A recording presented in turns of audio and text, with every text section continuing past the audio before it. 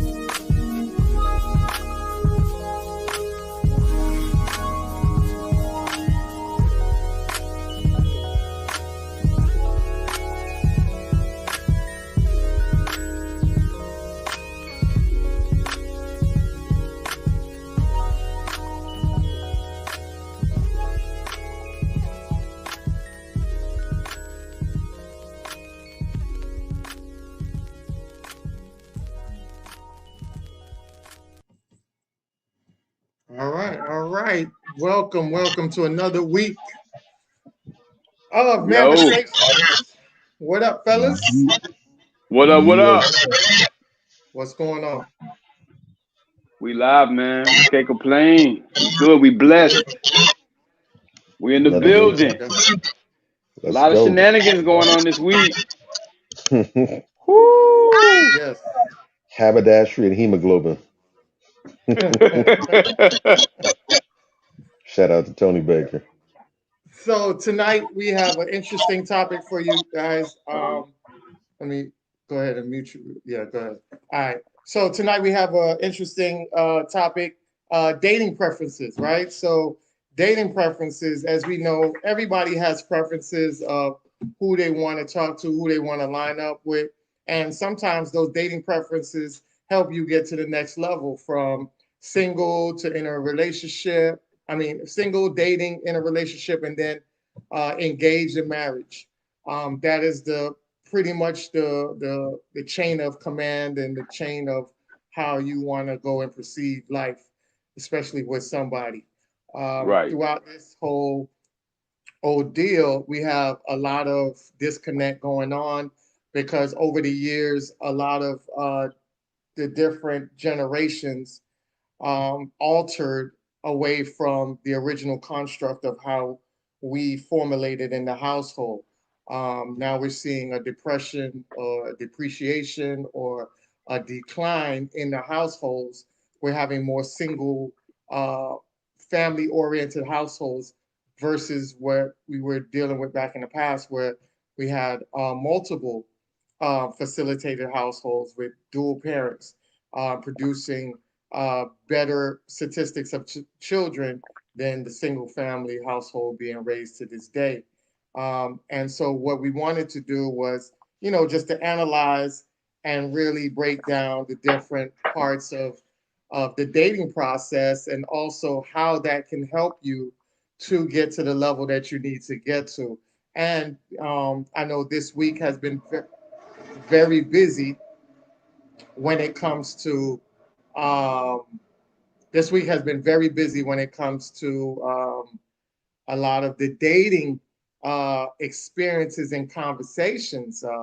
We have hot topics that came through this week about it, and it has started a rift, right? So you have something where we're out here talking to the people, and a basic conversation takes off and goes left. And because it goes left, now we have another dialogue that created and was inspired out of that whole transition. So we're definitely going to get into that tonight. But dating preferences, for the most part, I'll let these fellas tell you what they basically think the dating preference is and how does it help? Does it help or does it hinder um, your outcome? So that's a question that you have to ask yourself. Is your dating Mm. preferences helping or hindering your outcome?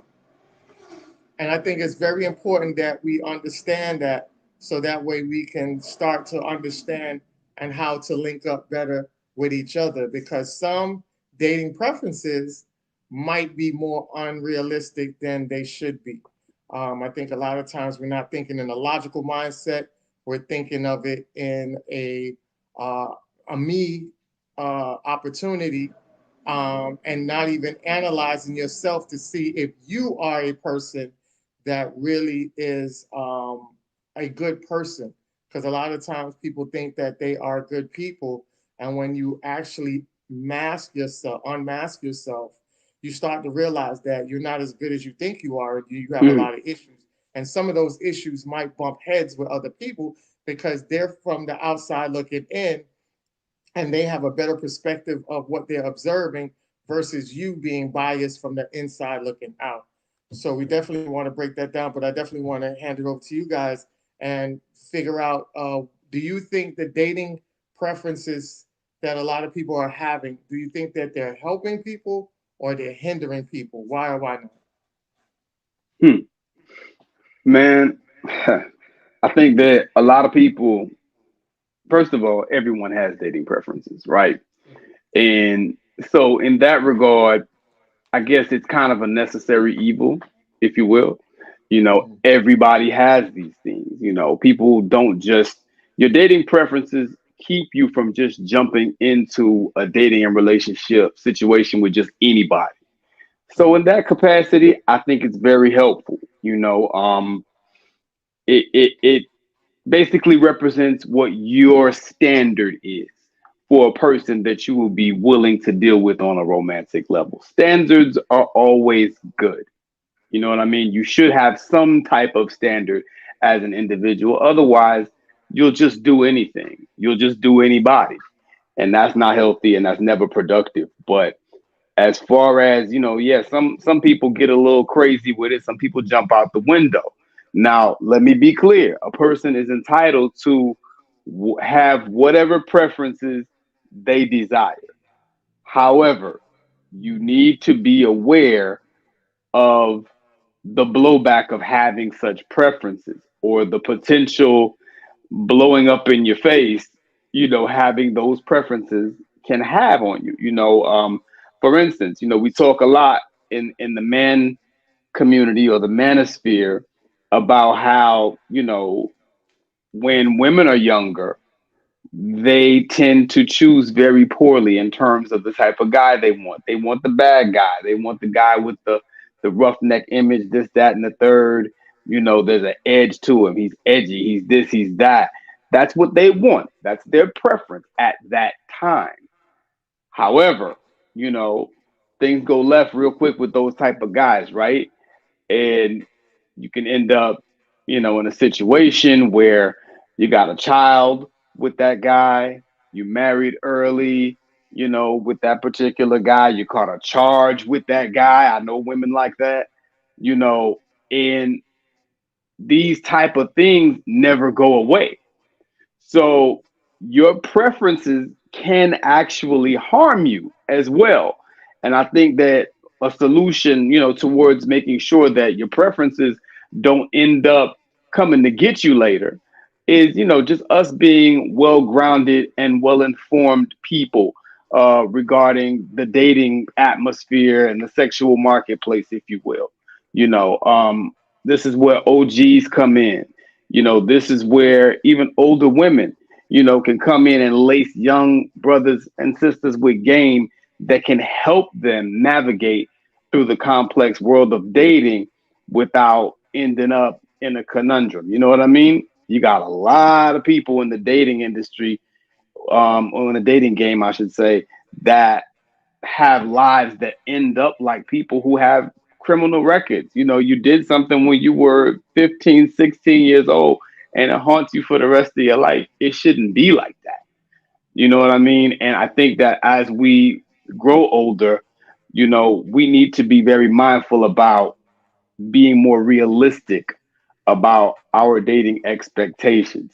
Bobby always talks about buying what you can afford, so to speak, in the dating game. I call it dating within your tier, and you got a lot of people out here of both genders that want this pie in the sky ass person from the other gender when they themselves are not a person who will be equally yoked with that person. They don't have, what it is that they want.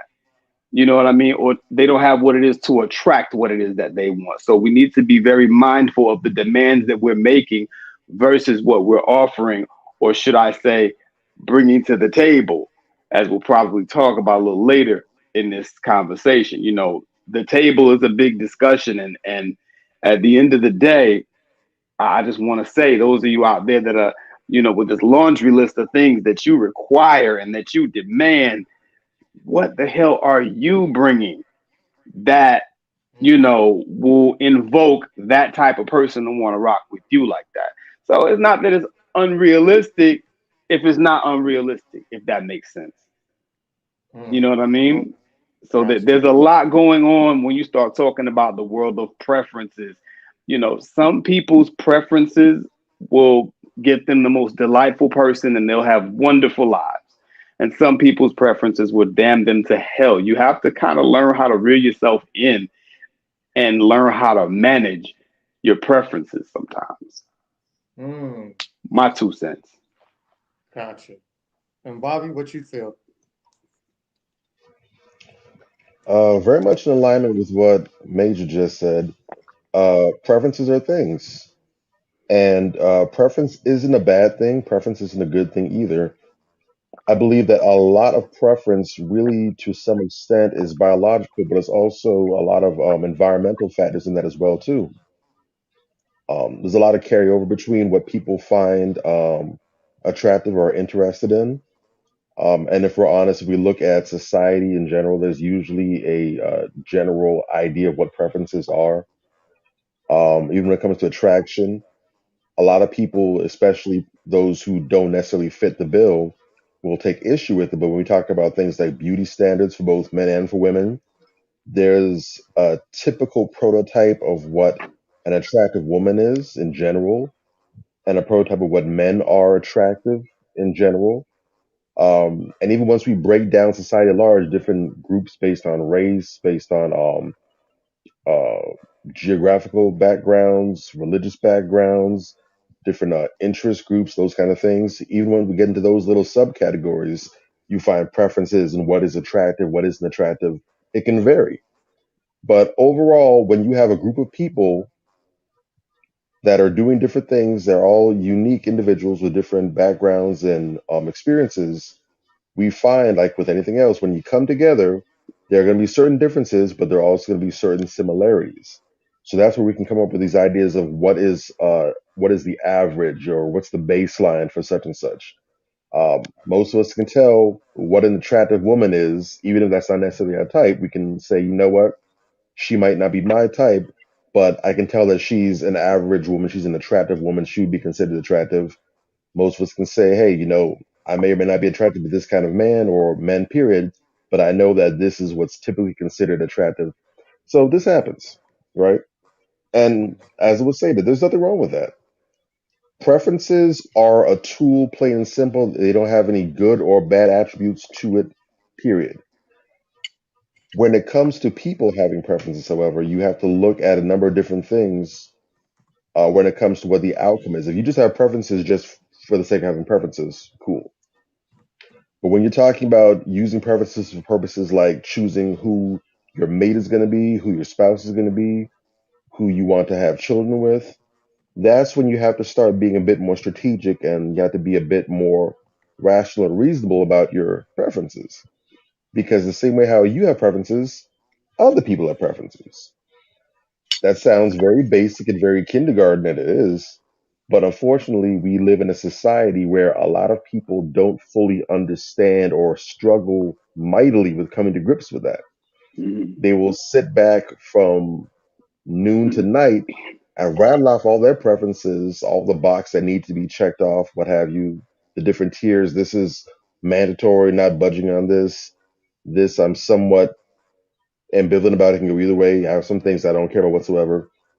When it comes to the box that they check off, then all of a sudden people want to get shy and coy, and all of a sudden they want to get, Mhm. real scarce. They want to get missing in the conversation. Right. And I think that all by itself speaks to the issue with preferences. People will unanimously agree, I think, that you're right to have whatever preference you want. I'm sure there's going to be a few people that it's going to disagree. There always is with everything. But for the most part, I think it's safe to say that the consensus is unanimous that you are free to have whatever preferences that you want.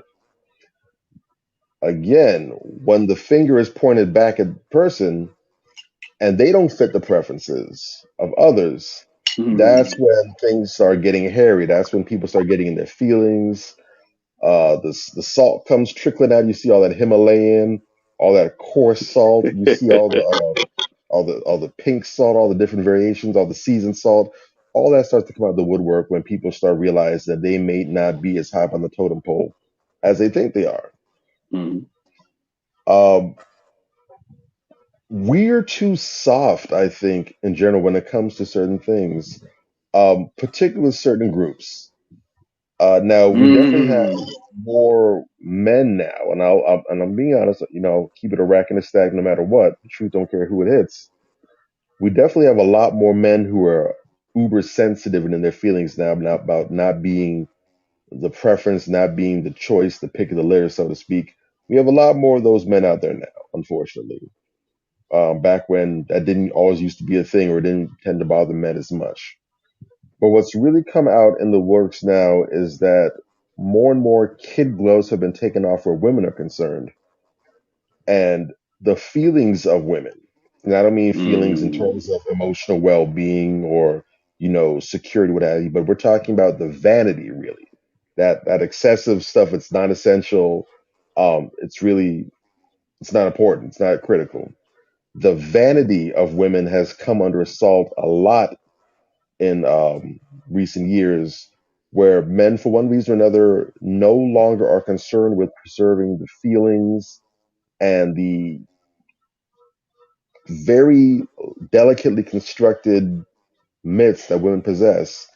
And now a lot of women are not able to handle when they find out, hey, you ain't really popping like you think you are, or you thought you was hitting, but you really ain't. And so that's where we're having a lot of these conversations more and more. Women have, for the longest time, had the run of the gauntlet when it comes to expressing their preferences, whatever. And men, for the most part, have taken it. It's classic stereotypes of, women aren't attracted to men that look wimpy or weak or bookish and nerdish. And for the longest time, as long as you can remember, men typically have characteristically either just accepted their position, or if they've wanted to be more attractive, they've gone and done the things that they know women require. They'll go and hit the gym and come back with muscular frames. They'll go and get their abs popping. Dudes will go ahead and maybe get contact lenses or get, a LASIK surgery, lose the glasses if it makes them look nerdy or what have you. They'll go out and start getting money, either legally or illegally, and they'll, get better cars, get better places. They'll start dressing better, become more stylish. This is how men typically, historically, and even today, have responded to the knowledge that they are not the pick of the litter when it comes to women. Mm.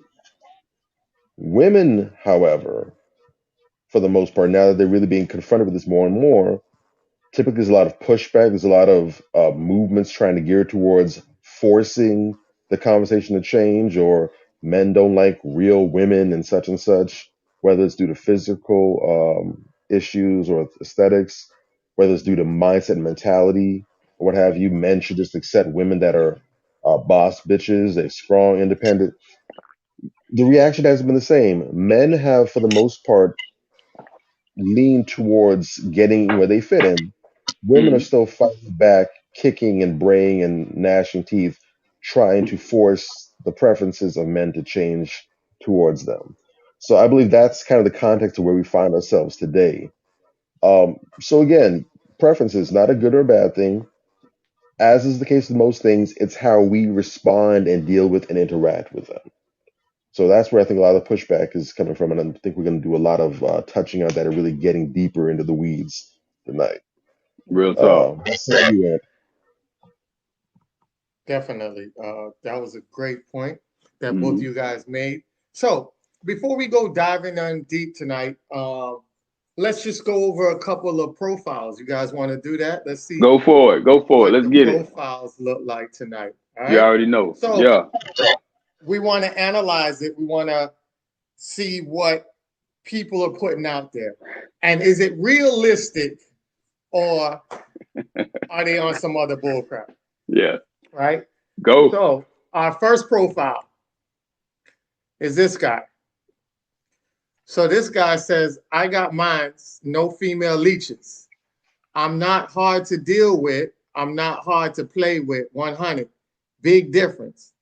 Who you are behind my back means more to me than who you claim to be in my face. I don't need a leech or a Sukihana. If you got your own ish, then we good. Then I can add value. I'm a hardworking man, got my own apartment, 2 jobs, and a man of value, and I know what I want. Ain't no tricking over here. Red flags. So I'm gonna make a great husband. One day I'm gonna make a great husband. I'm gonna be looking so handsome in my wedding tux. Shit. I'm gonna invite all my exes so that they can see who they couldn't be. And I know my future wife gonna be crying like, out of all of these hoes, I'm numero uno. Boom. Yes. Dab on them.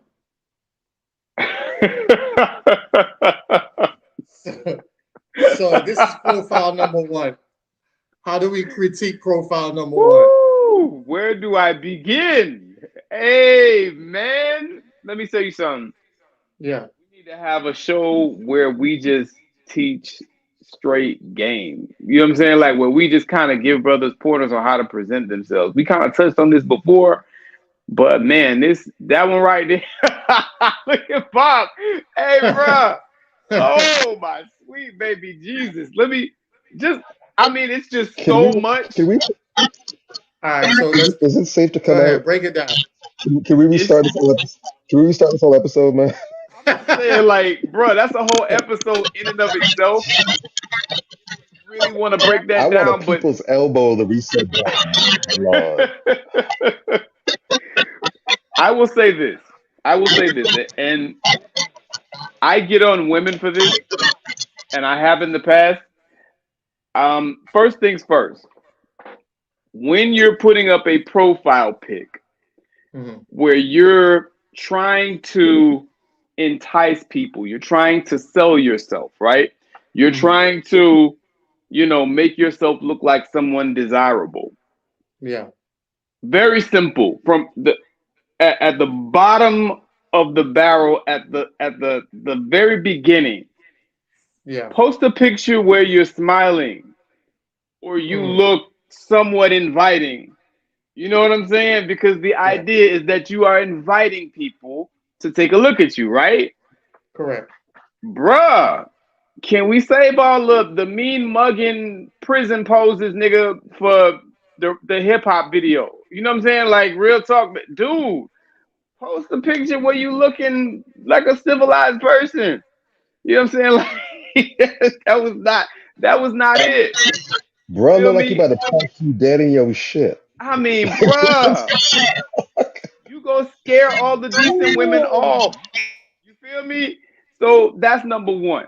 On a very basic level, post a nice picture, something that looks inviting, where you're smiling, where you're doing something that you look like you're having fun, you're enjoying yourself. Nobody's responding to that bullshit except hood rats. And that's Mm. absolutely what you should not be trying to attract. He said it there, the first comment, no female leeches. That's the first thing he said, right? Mm. Okay, if you don't want any female leeches, you don't want low hanging fruit, is kind of what he's saying. That picture ain't gonna get the dimes on your side, bruh. Then that first line, you know what I'm saying? I got mine, no female leeches. I get the sentiment. I get that he wants to show that he's confident, but you kind of coming across like an asshole. You know what I'm saying? And I think that the number one rule when you're trying to reach out to people and invite them to take a look at you is you don't want to come across like an asshole. You feel he might be a perfectly nice dude, but like that first line, the first sentence out the gate, he just sounds like a knucklehead, man. Like he looks like he's in his mid 30s. He sounds like he's 17. Mm. And then you go and you start reading into the rest of it. It's kind of like braggadocio. He's bragging on himself a lot, talking about how great he is and all that. I feel like there's a way to do that too. You know what I'm saying? And like, I know no decent woman that I know would talk to this cat based on that Mm. profile. You know what I'm saying? So like, that's gonna be a hell nah. You know what I'm saying? Like the profile is just whack. No shade to Definitely. the brother, but you need some tightening. You know what I'm saying? As Tariq Nasheed would say, you need to tighten up your game, man. Like that's just not gonna bring in any, decent, well-meaning females that are coming to you in good faith and really want to build with you, brother. That ain't it. Kind of Bobby, what scary. you got going on for that? What you say, Bob? Right now, I want to get about 3 police departments together. I want to gather their best bagpipe players. I need to get all the riflemen, and we need to have us a funeral for this man and his baby. Bruh. I need them to play some smooth jazz and some R&B on the bagpipes, or whatever, and we can just have like a 21 gun salute because this is horrendous. It's bad, bruh. Um, Jesus Christ. First and foremost, and I typically see women do this more, but in hindsight, that's not fair to say because I'm a heterosexual man, so it's not like I'm out here trolling through the dating profiles of men, so I can't speak to that. Yeah. Um, but I do know that some dudes, I have at least enough awareness to know that some men do put out profiles and such like this, and I've definitely seen far too many women that do this. But aside from the whole what you point out with the pictures because Jesus Christ, yes, please smile. And even if you and I understand some people aren't huge on smiling like that or they're not good at smiling. That's okay. It doesn't have to be, we don't have to be able to see all 32 through your teeth and your gold fillings and your caps, whatever. We ain't got to do all that, but Right, right. can you at least, and my God, this should be very easy. Can you at least make sure that that there's not a straight line in your face? Can you at least get maybe like a 10%, like a slight, like a hint of a smile? Can we do that? Because if you can't do that, I mean, there might be some other issues that go deeper. It could be psychological. It could be, I don't know, you might need to see a mouth doctor or something. I don't know. That could be a condition. But can you at least look like someone that somebody else would not mind being in the presence of for just 3 seconds? There you go. Mm. Hashtag Men no and women. scowl. Yeah. Because you don't look pleasant. You look grumpy. You look miserable. You look like I would need, it looks like I would maybe need to take some morphine to be around you, or at least antidepressants. Don't do that. That ain't it. Yeah, Because I have let me tell you I right have now, to first and foremost, what yeah. is that? It looked like he had it looked like he just got fired from his workplace. Like he outside talking about, man, this some bullshit, man. They can't fire me. I'm the man, right? Dude, Oh. don't do that. And What then you was next gonna say, up, Ant? Okay. we gotta do something about these negative profiles. A Yep. lot of y'all really need to sit back, and I know they have some people out there who are offering services to go ahead and if you pay them, they'll go ahead and review your dating profiles and such. I know a couple people that's doing that. I know a lot Mm-hmm. of people want to be arrogant. I ain't paying for nothing like that. That's a con. That's a scam. Some of No, those it's not. people, hollering, y'all need someone to review your stuff I'll do it for free. because Shit. no. See, unfortunately, I've learned that a lot of people don't appreciate free. They see Mm. free and they undermine it. They take it for granted. They don't do nothing with it. When people pay for it, they value that. It don't even matter if it's a dollar. No Just the doubt. action of giving up currency, that all by itself puts things in a different bracket for people. It's psychological because people Right. there's a psychology with money. That's part of it. Free, they think that means, oh, it's not valuable. If they pay for it, there's a subconscious agreement there. So no, you got to pay me for anything I do in that regard. But first off, there's the negative aspect to his profile. No female leeches. I'm not hard to Right. deal with. I'm hard to play with. Mm-hmm. You are behind my back. Just all these negative things. You just putting people in a negative frame of mind off the top. Yeah. Can you put something inspiring? Can you put something friendly, funny, adventurous? There's nothing about him whatsoever, but there's a whole bunch of lists and legal jargon and stuff. Ain't no one focusing on that. You making it sound like it's some kind of mythological quest to be in your presence. Ain't no one got time for that. You wildin'. Look at Second all of them all, exclamation points. Sorry. Go ahead. Go ahead. and they all in big red. It looked like red X's, flags. X's, red flags, exclamation points. Goddamn. Third off, and women are also guilty of this as well. You have to understand that a lot of times you are instructing people how to treat and deal with you based on what you're putting out there.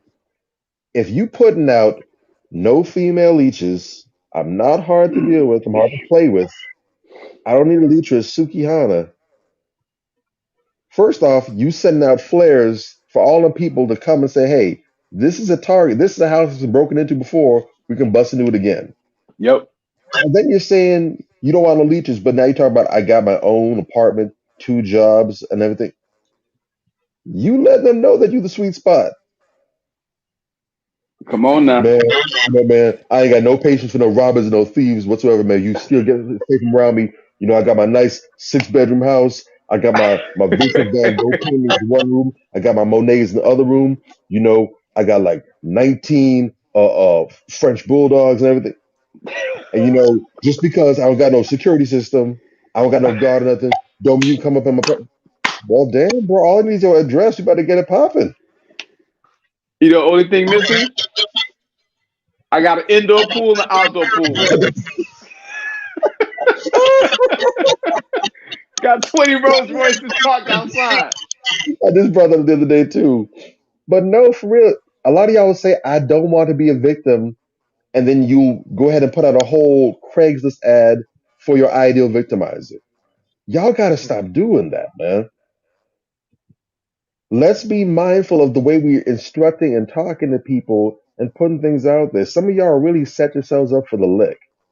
We got to be mindful of this. Keep it positive. Tell us about who you are. Let me give you an idea right now, off the top of my head, what brother could have put out here. Mm. Stable brother looking for freedom with his one and only. Come talk about, Okay. I'm a brother who has a passion from, I don't know what he does. I don't know. Well, whatever. I'm a brother that has a passion for life. I enjoy spending time with the ones closest to me. Fitness is near and dear to my heart. I believe that health is wealth. I'm attracted to those who have a huge value for their own personal well being and that of other people. I love animals. I'm a morning person. Maybe breakfast is what we need to do one day. Just some kind of airy light stuff that people could actually visualize and see themselves and like, you know what, man? Yeah, he's handsome. I could see myself maybe at brunch or at breakfast with him or whatever. No I wonder doubt. if he knows anything. Get people excited about you. No doubt. Nothing here says excited. Now he did kind of go that a little bit. I'll give some props. He tried to find some silver lining on this big ass dark cloud. But Hmm. you talk about, one day I'm gonna make a great husband. I'm looking so Right. handsome at wedding tux. I wouldn't take it that far, but then of course, the brother couldn't let himself be great. He had to go shoot himself in the kneecap talking about I'm gonna invite all my exes too so they can see what they couldn't beat. Jesus, bro. This guy. You sound like you were right there on day one of the heartbreak. You know, Ah, just and we again, a little investment goes a long way, man. Seriously, stop sometimes and think if you were somebody else reading this, if right. your sister was on Tinder or Facebook or whatever it is, and was looking at this dude's profile, ask yourself, would you advise her sister that this is a good look right here? I would hope Hell not, no. because maybe I don't know, maybe he would see it and think that was a great choice. I don't know, but hopefully the answer would be no. But a little forethought goes a long way. And if you're serious about using, you know, social apps for dating, because post pandemic, this is a legit thing now. If it wasn't before, people do get married off these things now and have Yeah. meaningful relationships. If you're serious about using this as a means of dating, and you're not just on there for hookups or just waste time. If you're serious about it, it might be worth the effort to go ahead and sink some dollars into, finding someone who does this. If you can see some of their clients' resumes, whatever, go Mm, ahead, invest, have someone rewrite their stuff, coach you on what kind of pictures to put in there. Even go ahead and get some decent pictures, even if you got to pay a photographer. But if you're serious about finding your whoever on here, it might be worth the effort. mm, Make the investment. Make an investment in yourself. Make an investment in your happiness. And it might sound silly, but look at it this way: if you could spend $200 right now, I'm gonna set the price point of $200 between getting a profile rating, go ahead and getting a photographer, get yourself started, whatever. If $200 right now could go ahead and guarantee that within a year and a half's time, you would find the love of your life on Tinder, Match, OkCupid, whatever else they got out there, would you be willing to drop those three figures? mm. Or would you rather go ahead and keep kicking the can around for free for years and years and ain't no prospects about you picking up? Right. definitely. That's I all I got got. I got a lot more profiles to go through, so we're gonna make this spiffy, but that's a great How point. much aspirin do we need? Huh? How much aspirin, how much Tylenol are we gonna need? How many what time? How many How much aspirin? Oh, aspirin, how many Tylenol, aspirins? Oh, okay. ibuprofen? I don't know. We'll go through the profiles and y'all will tell me how much headaches y'all got so far. Or rather, how much Pepto? Yeah.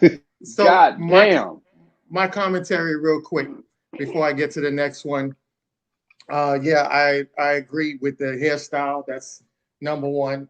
He got the little that's the is that the little Richard? No, not the little Richard. It's the who is it? Is was it Little Richard? No, no, no. It's Clinton. what's his name? Clinton. George George Clinton. George George Clinton. Clinton. Yeah, he got the George Hilarious. Clinton Oh, going on. So Hilarious. yeah, the George Clinton going on. Um, Also, the part where he says inviting the exes, that's not a good look. Anybody that knows that you're dealing with exes or even entertaining exes is a red flag. And he just put an X and a red flag prior to that. There's ways to talk and boost about yourself, being a great husband. You don't have to tell anybody that. Let them find that out themselves. Um, and like you said, the leeches, that's you starting off with a negative connotation. People don't know what you perceive as being a leech. So if she might want to go out to a restaurant and it might be something you might feel is a little bit pricey, then you might look at her as her trying to leech off of you. So it's you're putting words out there that make people walk on eggshells. And a lot of people wouldn't walk on eggshells, so you already shrinking the pool down.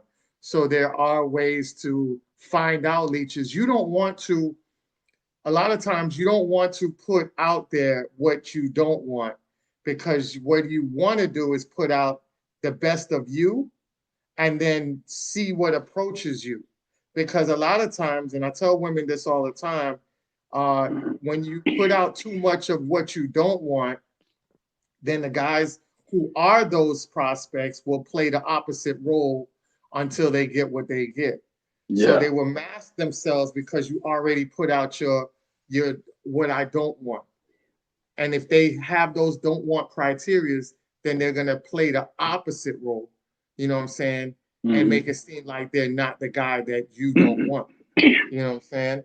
Yeah. So you got to be very careful about how you rate that. But like I say, it is like Bobby said, do invest in it. It's an investment because the woman you put into your life is going to be an investment. So might as well take the time out to invest in yourself to get back the best rewards possible. So let's go ahead and proceed on to profile number 2. All right. So this guy says, I'm a prophet from God. I was frozen in the ice for thousands of years, and I'm still getting used to civilization. I can't use chopsticks. So this was part of his profile that says, tell 2 truth and a lie. So I was trying to figure out which one was the lie, because he says, I'm a prophet from God. Ooh.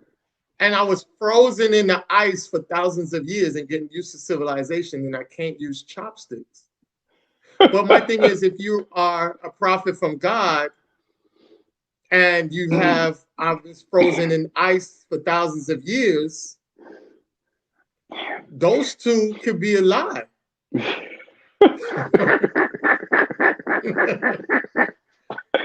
Sometimes the jokes just write themselves, bro. Like I know you said you have a lot of these, so I'm gonna try to keep these brief because we got to work Yeah, on time, right? You know yeah, what I'm definitely. saying? But this guy's just an ass clown. You know what I'm saying? At the end of the day, if you're a woman, don't even waste no time on this fool's page. And at the end of the day, guys, really, you don't have anything better to do than to post up bullshit like this. You know what I'm saying? The guy has his face erased. You know what I'm saying? Like his face is whited out, man. And then he's talking all this I plebiscite think babble. I think Ant might have done that for privacy No, no, no, purposes. no. I didn't do it, but I'm pretty sure the person that posted up did it.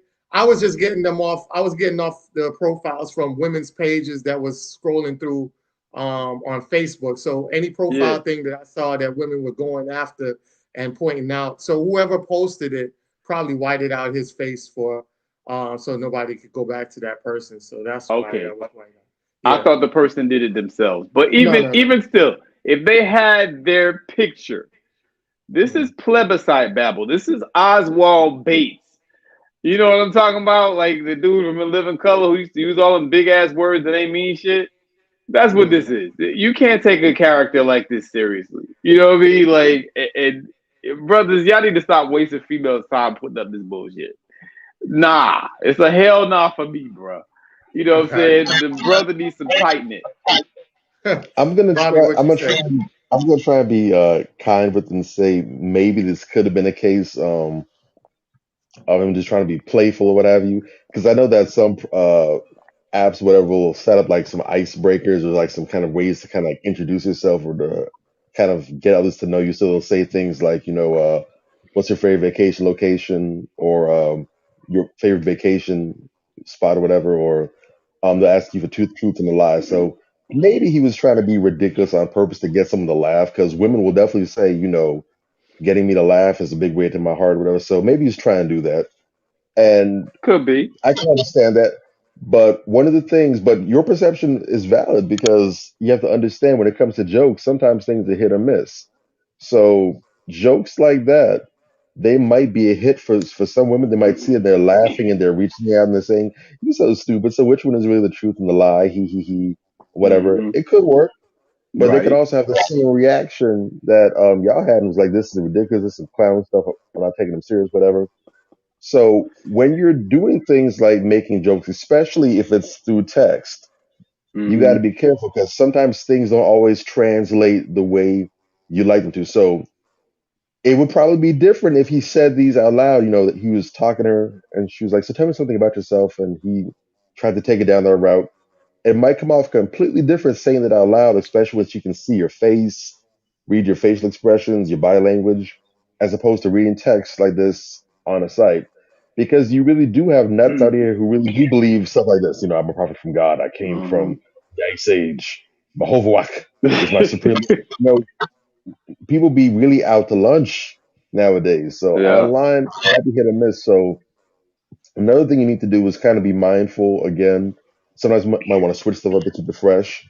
And outside perspectives never help. Holler at your homeboy, holler at your homegirl. Hey, if you were a woman and you read this, how would you think about it?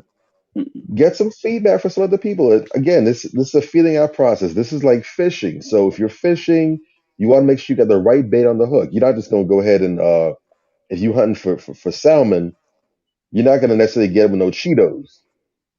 So if you want to try a Cheeto in the first time on the end of the hook, okay, try it. See, it doesn't work, but don't keep throwing the Cheetos out there. Well, I'm putting bait in the hook. They got to respond. Do some tests. Do salmon actually like Cheetos or would they prefer worms or something else? Go ahead and experiment. Might be a hit, might be a miss. So be mindful of that. Right. Definitely. I do want to say before we get on to the next one that fellas, it's very, I wouldn't even say fellas, just people, if you have, this is a show about dating preference. One of the pet peeves that people have is they will examine not only what you write, but also your picture and in your background. Make sure that your background is clean because your background, you could write the best words, and if your background is janky, it says a lot about your character of a person. Because it also says that what type of person you examined this picture before you posted it. And if you posted it knowing that your background was like that, that means you're immune to the lifestyle that you are portraying. And if somebody says that you're klutz or a clutterer or a hoarder or just very untidy, then they're not going to want to deal with you regardless of the eloquent poems or words you put up. So always be mindful of that. And fellas, stop taking pictures with your camera phone like that. Go out there and get a photographer, or they have selfie sticks where you can put your phone on a stick and you stand back and hit the button and it counts down 5, 10 seconds and it takes the pic. Because I'm tired of you guys looking like footballs in the mirror taking pictures like that. All right, so that's just the added advice for you guys. So Good pointers. Yeah. the next one. I am a lovable person, God fearing, and fun to be with. I'm just me, myself, and I. Please note that I am here, something real. So come into my life, and I've got so much love to show you. Mm. So this might be a foreigner because his English was. Okay. He would That's the definitely thing. benefit from some spell check there and some grammar check. But for the Right. most part, especially based on everything else that came before, this I love it. I'm gonna give him a strong A. Right there, he's talking about himself in a positive way. He's naming his attributes. He's a lovable person. He's God fearing, so especially those who that resonates with are gonna take note of that. He's Right. fun to be with. Women don't want to be dull and bored in the closet somewhere. They want to be with someone that's fun. They want someone that's gonna make their time worth spending with them. So you're fun to be Yeah. with. Cool. So I'm not getting bored with this guy. I am just me, myself, and I. So giving off the idea that he doesn't come with a whole bunch of false pretense, whatever. He's himself. He's a genuine person, sincere. Please note that I am here for something real. So come into my life. I've got so much love to show you. So indicating that maybe he's not looking for anything on the hookup side of the game. He's looking for a real connection. He's got a lot of love to show you. That's positive. That's That's dope. warming. A woman with a good head on her shoulders, who's mature and has her head and heart in the right place, is going to see that. She's going to look at that, and she should more than likely have the idea that this is someone who's worth taking a shot with, or at least exploring. And he's got a nice, decent picture of himself. He's relatively full body, so you can see what he looks like. No real opportunities for catfishing there. Wherever he is, not sure, but it looks good. It's a good presentation. That's putting your best foot out there. So salute to brother Ayorinde. I hope he's had success on his dating adventure with his profile. No doubt. I totally agree with a small critique. Maybe I'm just this petty. I give him about a B plus. Everything Bob said was on point. But bro, you gotta hit that spell check, man. You can't be having you know, I am here, something real, so come into my life, bro. That you missing words. You know what I mean? So just tighten that up. I still think it's good, very good representation of himself, but hit that spell check because that's my pet peeve. Like when I used to, sift through dating profiles, like you know what I'm saying. It was a pet peeve. It's like, okay, this person can't talk. They can't if they can't spell, they probably don't speak very well, and I'm a stickler for that. So watch out for that. But besides that, on point, love it. Big Yeah, improvement from what we've been seeing. I don't have any much of a problem with, but like I said, just the grammar, because you got a lot of grammar Nazis out here, and a lot of women are college educated and they've been to college, so they look for little things like that. Hmm. Um, and you just want to try to be on point with that as much as possible. But that's about it. Yeah, I think you guys had good synopsis on it, feedback on that. Full body pick is great. Only thing missing out of here is a smile, because women are tired of meeting janky dudes with janky mouth and a janky grill. So you got to show some form of teeth, because they want to true. know. Because you can look good, and this dude have no teeth. He could have gummies, right? And Real that would Hey, talk. throw off hey, the whole thing. if she like it, then she should have put veneers on it. All right. Yeah. So that's beautiful right there. Don't worry about that. All right. So the next one. All right. So charming. Looking to spend time in someone I vibe with and not rush into anything serious. LTR, unless it feels right. Sex is no longer a bargain tool for relationships now.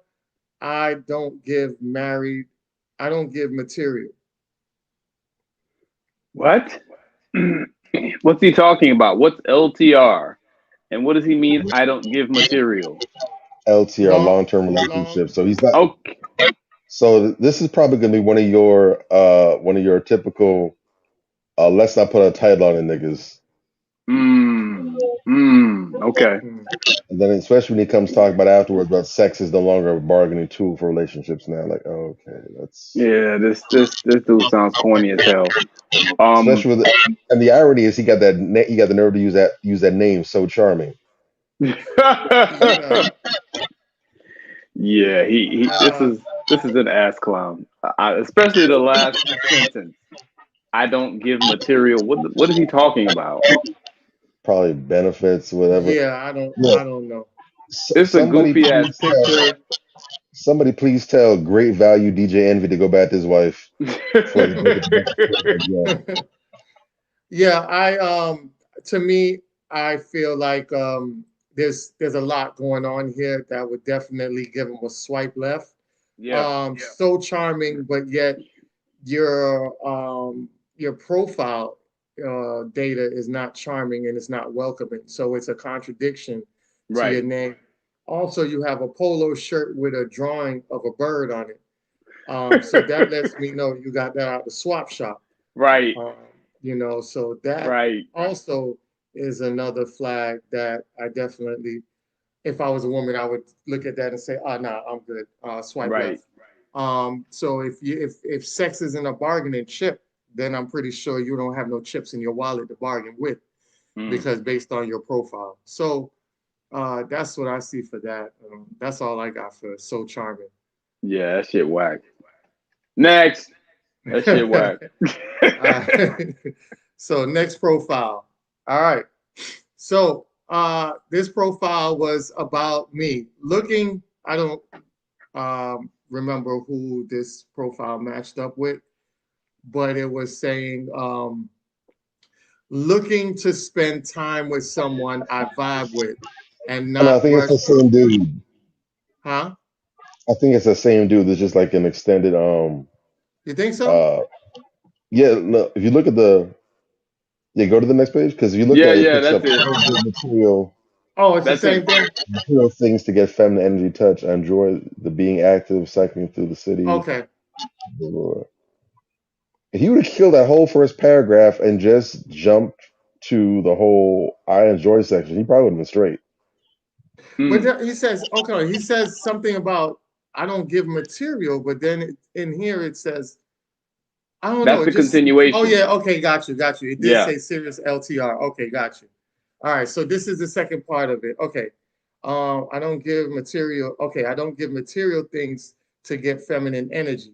Ah, I okay. enjoy being active, cycling through the city, rock climbing, gun range, running down the beach, paddleboard, and seeing the latest movies released outdoorism during the day, homebody by late night, days off Sunday and Monday. I still have the same. It just doesn't match up for me. I'm Mm. not even going to even engage more into it. It doesn't match up at all. I will It's give a him props. mm, If I could find one thing to give him a compliment about, I Yeah, do give him props to the end about in addition to listing his interests, which is nice for people who might be on the same wave as him. I do correct. like that he did take the initiative to go ahead and put his days off of Sunday and Monday. So it does kind of give people an idea of, when they might link up with him or something like that. But again, that's just the one little silver dot in a yeah. very dark cloud. Definitely. I give him a Definitely. little bit of props for the end of that sentence that it bugged me so much, but now I get it. I don't give material things to get feminine energy or touch. To get feminine energy or touch. He's saying he doesn't pay for play. I give him props for that. Everything else is whack. So yeah. Yeah. It got to match up for me. Yeah. That's everything got to, because that's what women look for. They want to see, because there's a lot of fakes and phonies out here, and Mm-hmm. they're very more critical than we are. They're very Right. more analytical than we are. So they'll see, if we can see that it just seemed like it don't match up, they're definitely gonna say, nah, I don't. It don't feel right. Mm-hmm. All right. So this guy. Now I want you guys to pay attention to this, right? So this guy, Louis, him, University of Cambridge, 2 miles away. So I want you to look at the picture, right? Y'all see the picture? Okay. All right. So this is the second part of his profile. Do y'all see a problem? I I see mean, confusion. I see. Yeah, exactly. Oh my I God. see, I see a haphazard. So basically, he's open to monogamy. He's also open to ethical non-monogamy. And he's also open to polyamory. Mm-hmm. You open to 9 different relationship types, sir,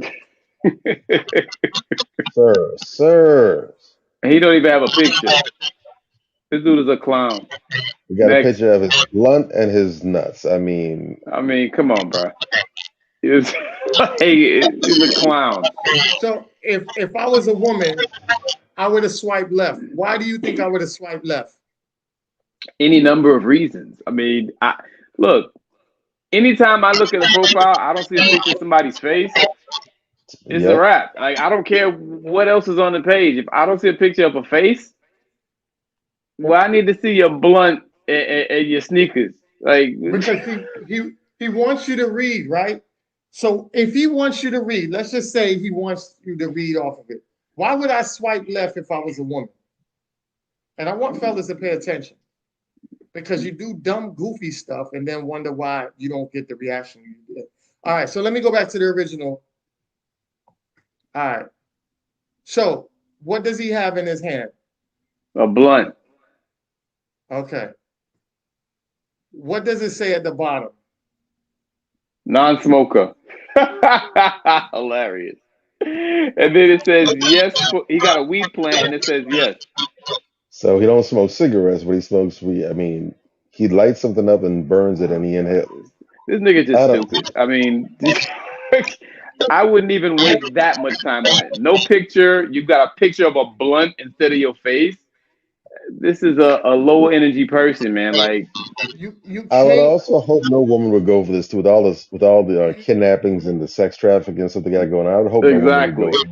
and set you herself can't up for a look like this. you can't sit back and Please. say you're a non-smoker, but you smoke weed. It doesn't make sense. It It doesn't doesn't matter. make sense. It doesn't matter if you smoke cigarettes or weed. You can't say you're a non-smoker. Yeah, I agree. Non-smoker means you don't smoke at all. Correct. That means that your brain cells are fucked up. I would definitely swipe left. All right, next next profile. You you want a sharp, okay, well, get along. We'll get along if you want a sharp and smart guy with a great sense of humor, mutual care and respect, good banter, and both of us want a terrific long-term relationship. Anything wrong with that? That That's run-on sentence is bothering me. Yeah, it's a The bit fact that long. half of his face is cut off is bothering me, and he looks like a sex trafficker. I mean, dude, again, this is just like the shit is screaming, "I'm a rapist." Why would you respond to some shit like this? This shit is ridiculous. Nah, bro, it's whack. I would really hope that that's not the only picture he has on his profile. I'm begging and pleading with him, It's ridiculous. but because everything about that picture screams, "I'm an undercover officer and I'm going to look you up." That's the best I'm, thing. It screams. I'm sorry. Like I'm saying, I would hope that there's more than one picture there, and that the other pictures are better than this one. But yeah, I mean, style is an individual thing. I'm not gonna necessarily jump on someone's style too much because it's part of your personality. You express yourself how you express. I get that. I dig that. But again, we're talking about a dating profile. You're trying to get the attention of, well, I'm assuming women, but you're trying to get the attention of other people. Mhm. You want to look a little bit more inviting than that. Again, what I've said before about the whole, the line in your face that you call your mouth not being a straight line. In this case, you can literally see his mouth turning down. He looks like he's got like one of those ventriloquist dummy chins, and it's just etched in this permanent, Whew. serious look. And then he's got the MAGA law enforcement shades on top of that too. I mean, look a little bit more open, a little bit more inviting. I'm not saying he's got to go ahead and walk around with those Cuban Guayabera shirts open and stuff showing his chest and like he's a living La Vida Loca Ricky Martin video extra. I'm not saying all that, but look at least a little bit more relaxed, not so stiff, a little bit more. Because again, the little description he gave is nice. If you want a sharp, smart guy, great humor, mutual care, respect, good banter, that sounds great. But Mhm. what I'm reading here doesn't necessarily match up with this picture that I'm seeing above. It looks like two different people here, like a split personality thing going on. Yeah. So, again, it's good to show different sides of yourself. I would leave that side at home, swap that with a different picture. And again, hopefully that's not the only picture you got up there. But yeah, he's still doing better than some of those other ones, which is sad. So, Yeah, but that for me at the end of the day, that shit's still whack. Yeah, Whack. he's you could tell he's up in age. He has a certain demographic of women that he's looking for. His pool is a little bit more shortened than others because he's not a very stylish man. He looks kind of boring, but in his own way. And he's looking for somebody that's on that same level as him, and that might spark a chemistry between the two. When he Hmm. says good banter, so anybody that uses the word banter pretty much has their own sense of humor. So I give it that much. But yeah. Okay. All right. So we're gonna get into the women. All right. So we showed you some of the guys, and now we're gonna get into the women. All right. So the first woman up is this. Oh God. Please don't ask me. Don't please don't ask me any loan application type question. I will block you. Please don't get in my inbox and have nothing to say. Don't get in my inbox and I ain't don't get in my inbox and I gotta wait for you to reply back after it's you who got in my inbox. I get bored easy and will stop all communication and block you as well. Thanks. Jesus. I mean, first of all, that picture's whack. Don't. I knew you were Um, going there. I that, knew you were going that picture's just whack. I mean, she's not a ugly sister, but just the way she's presenting herself, like I shouldn't see your titties 5 minutes before I see you. You know what I'm saying? It's like she's going out of her way, just trying to, do all this. It's like that shit is whack. Um, and then just the posture of her face, the way she's holding her face is whack. She just looked like a stank. You know what I'm saying? She just looked like one of these stank booty chicks with a fucked up attitude. And then to double down on that or to reinforce that, look at the profile. She's just like the first guy that we saw, where the first thing she starts talking about is something negative. Do not do this. Do not do that. Don't do this, and because I won't call you back. And man, like you gotta again, you just seem like a bear, you know what I'm saying, like you came straight out the viper pit onto this profile.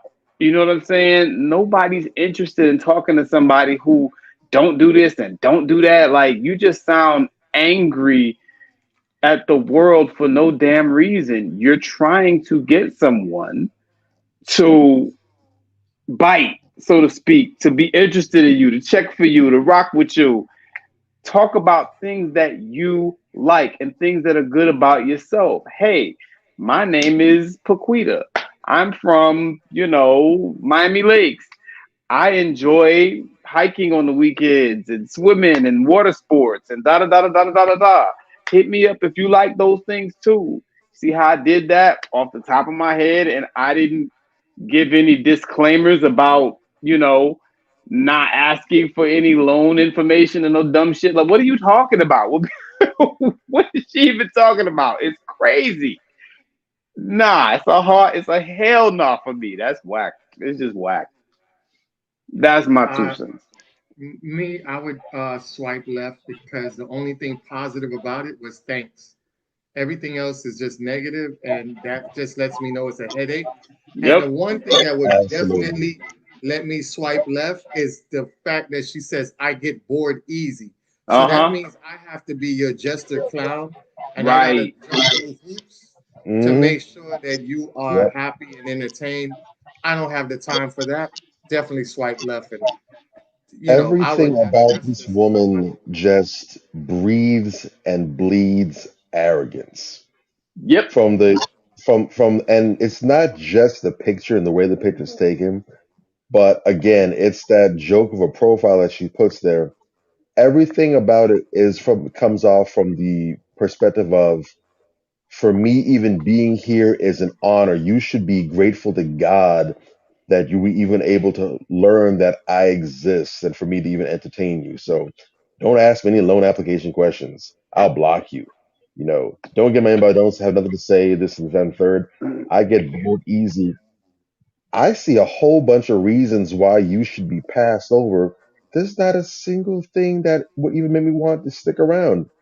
And funny enough, what just like you pointed out before, the only positive thing was the thanks, and the irony is she had no problems with going into great detail about everything negative, and then that one positive, she couldn't even bother to write out the word thanks. She just put THX.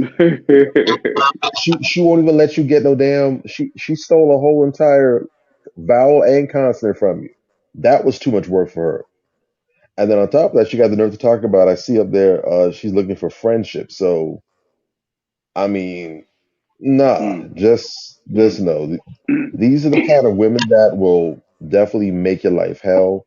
They Yep. will make they will treat you as though you should be honored to be in their presence.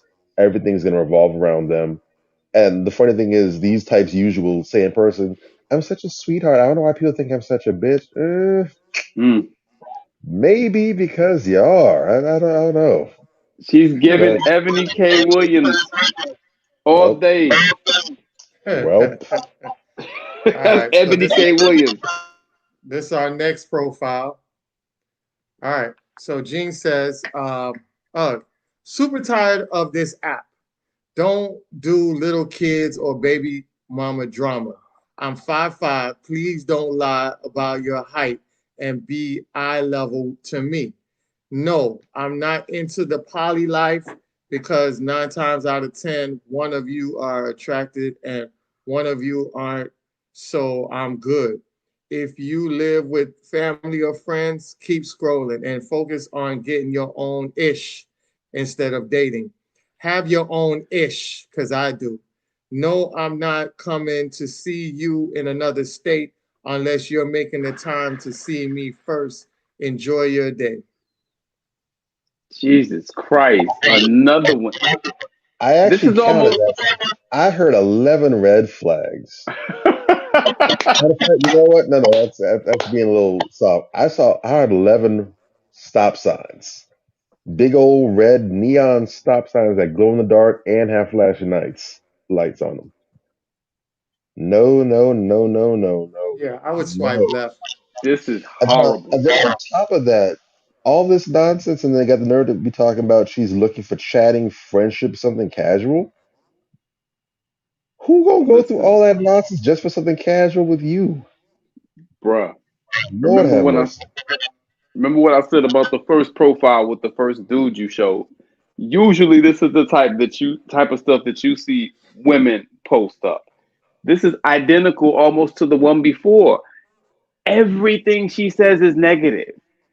Mm. Don't do this. Don't do that. Don't come to me with you. You don't have your shit together. I got my shit together. Don't you can read the neck waving through the paragraph. You know what I'm saying? You could read the neck waving into the sentences in the paragraph.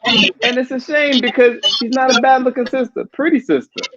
She But my looks she looks God, when you start beautiful, but talking, the inside is horrible. huh? She looks great, but the inside, my God, you need to scrub that down with Clorox, vinegar, Lysol, Mystic Clean. That whole thing needs a renovation. I really need the sisters to understand you cannot use being a boss bitch or being rude and snappy as a personality.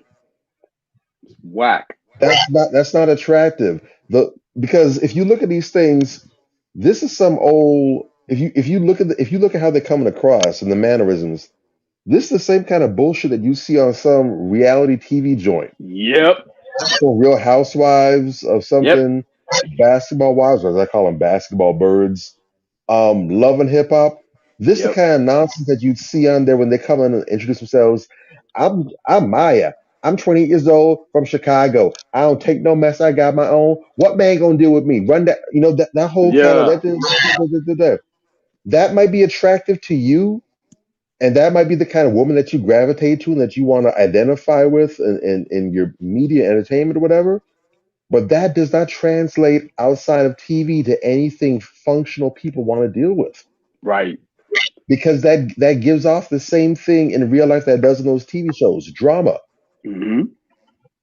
Operative word, functional. Functional people don't want to deal with that.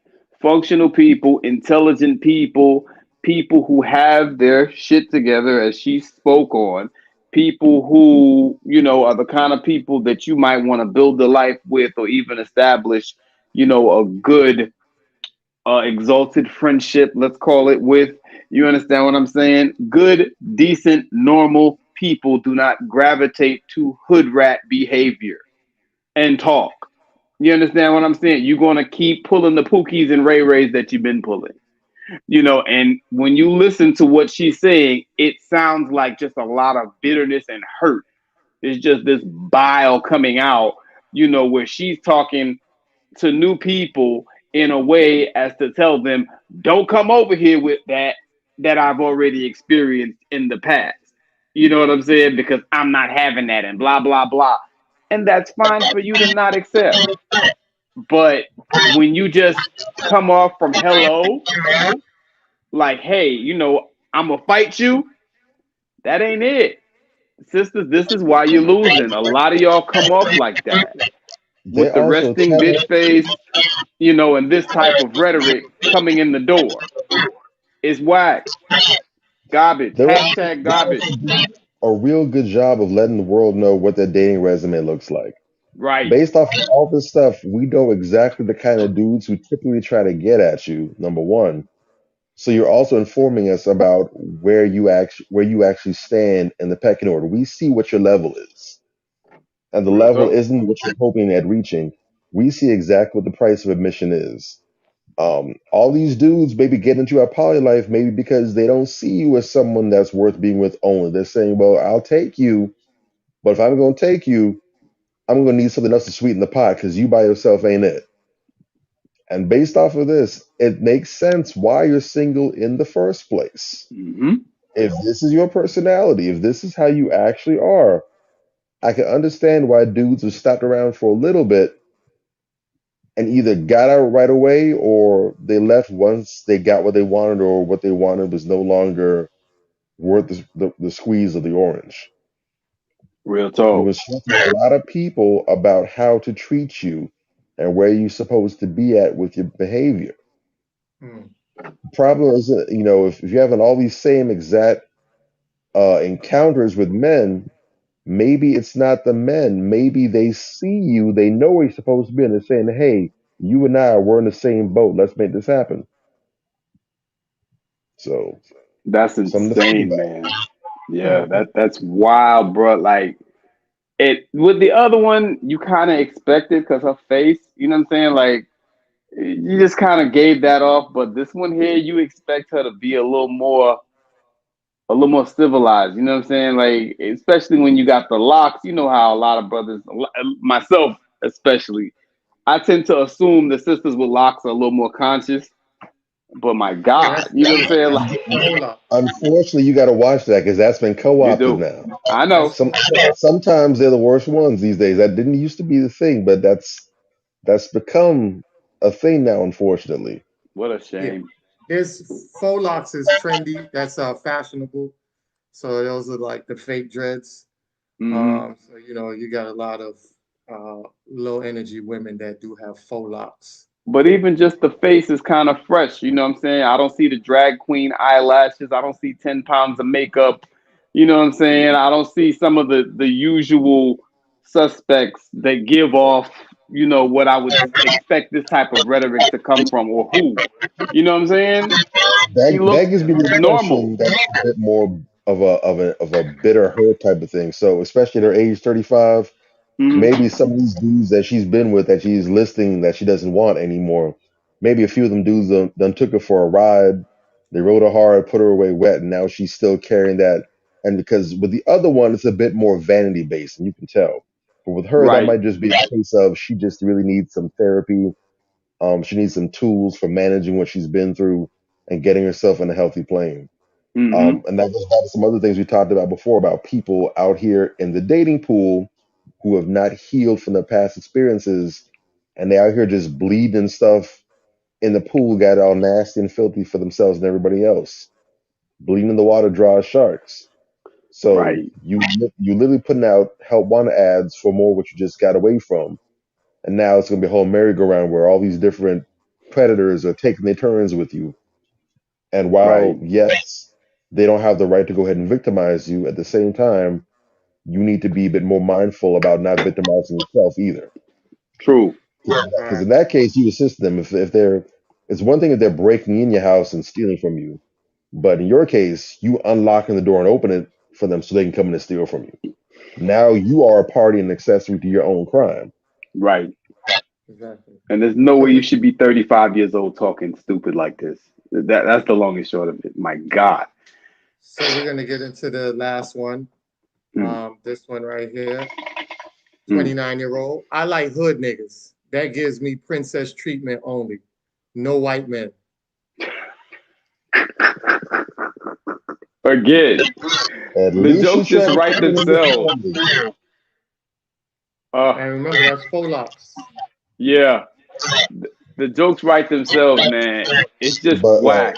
First of all, she ain't really giving you no information about herself. She's really not. You know, other than she like hood niggas that give her quote unquote princess treatment. What the fuck is that?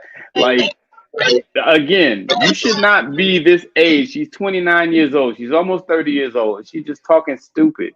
Princess treatment. Okay, so just give you anything you want, basically. And you like the quote unquote niggas, because you like niggas. You said this yourself.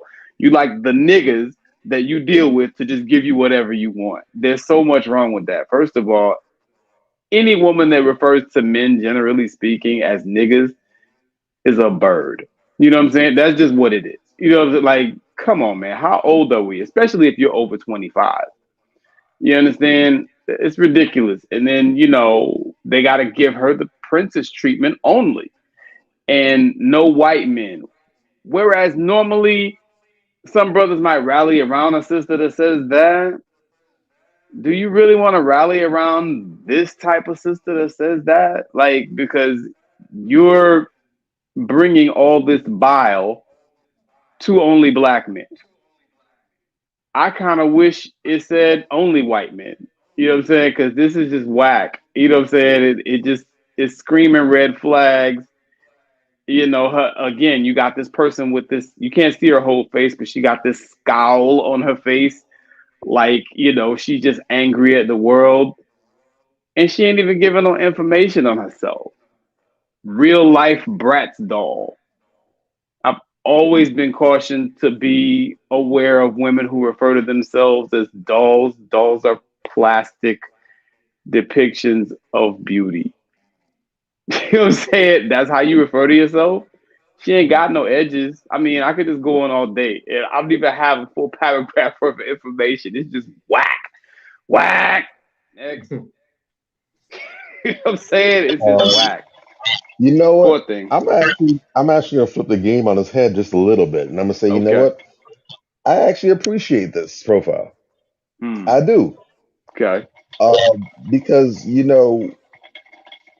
you have a lot of women older than her who have Hmm. that same exact mindset, but they like to try to masquerade it and dress up and make it look good and make it sound better, Agreed. whatever, or whatever. I actually applaud and appreciate her for being honest and being real. I respect the She ain't honesty. out here, she ain't out here setting anything up. She's not saying, "Oh, I want a 6-figure man who's uh 6 foot 5 inches tall, whatever." And he has. Where She's it's not Bobby doing that fool. Frozen. She's not saying, "I want none of this nonsense." I like hood niggas. Oh, okay.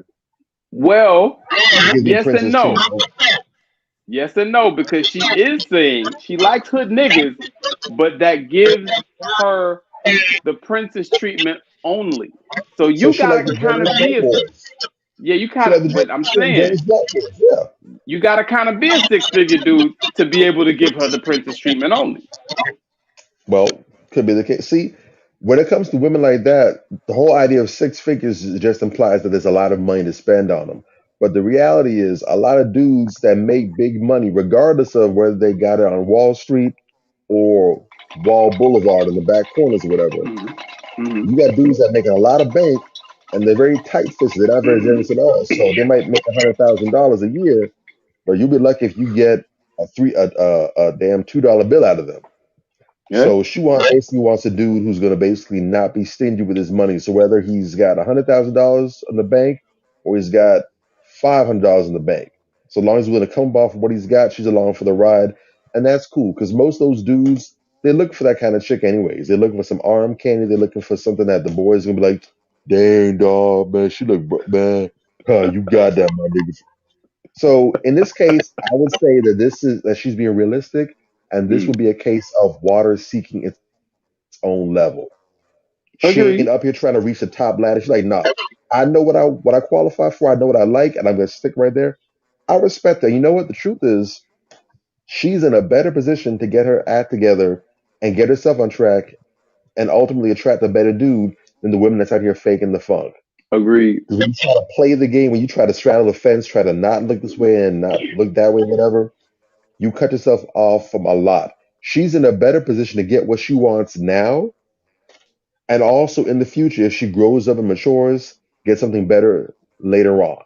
So I Okay. actually tip my hat to her. She likes it. I love it. Do you? The hood niggas out there would love to have a real life Bratz doll. Salute to her. All Bet. right, so we're definitely going to get into our topic of the week, trending weekly topics, our What's next up? segment. So, with the topic of the week and the trendy topic, a lot of people didn't know what was going on, but I know Drake has a friend that made a post about this person situation, Okay. and so what we're going to get into is the trendy topic of the week, which is: would you date a bus driver? What do you do for work? I am a bus driver. Says you guys know or you haven't seen previously, there's a lady by the name of Erica. She has came. She was doing a one-on-one interview with Ayana, and she talked about Ebony. her name. Oh, Ebony. Okay, Ebony K. thanks. Williams. Yeah. Ebony K. Williams. Okay. Ebony K. Williams. Thanks for the correction.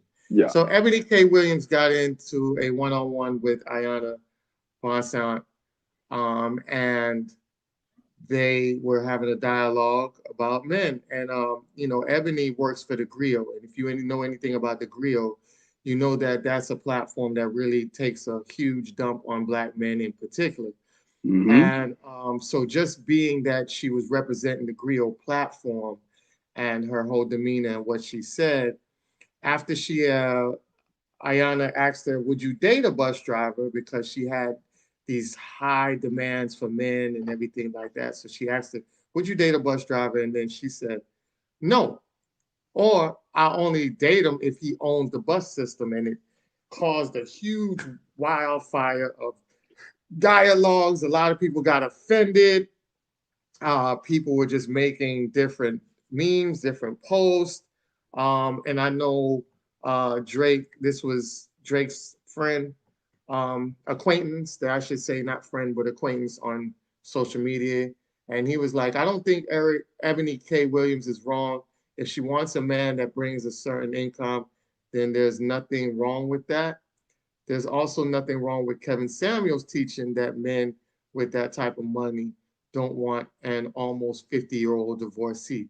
Ain't nobody about to tell me what my preference can be, so I ain't gonna tell her either. And I know Drake um, agreed with that because preference is preference. So I just wanted to get the basis of it before I get into the video. So let's get into the video so where people can get the whole context from it. All right. Yeah. We are so blessed to have you here with us today on the Griot. I want to start, dear, with something that we share, which is that we are both attorneys by trade. You are a lawyer, you have a legal background. And as women in the law, Ayanla, do you believe that lens, that legal lens, informs our perspective and the way we show up in the world as women? Oh, absolutely. And that's why I got out. Yeah. Hmm. Very masculine, very intellectual, almost stripped and robbed of humanity. it really shows the dichotomy between the letter of the law and the spirit of the law. And for me, it just didn't feed my soul. And so I had to get out. I feel that, and I do feel that I might have heard on a date or two, Ayanla, that we are not in a courtroom, Ebony.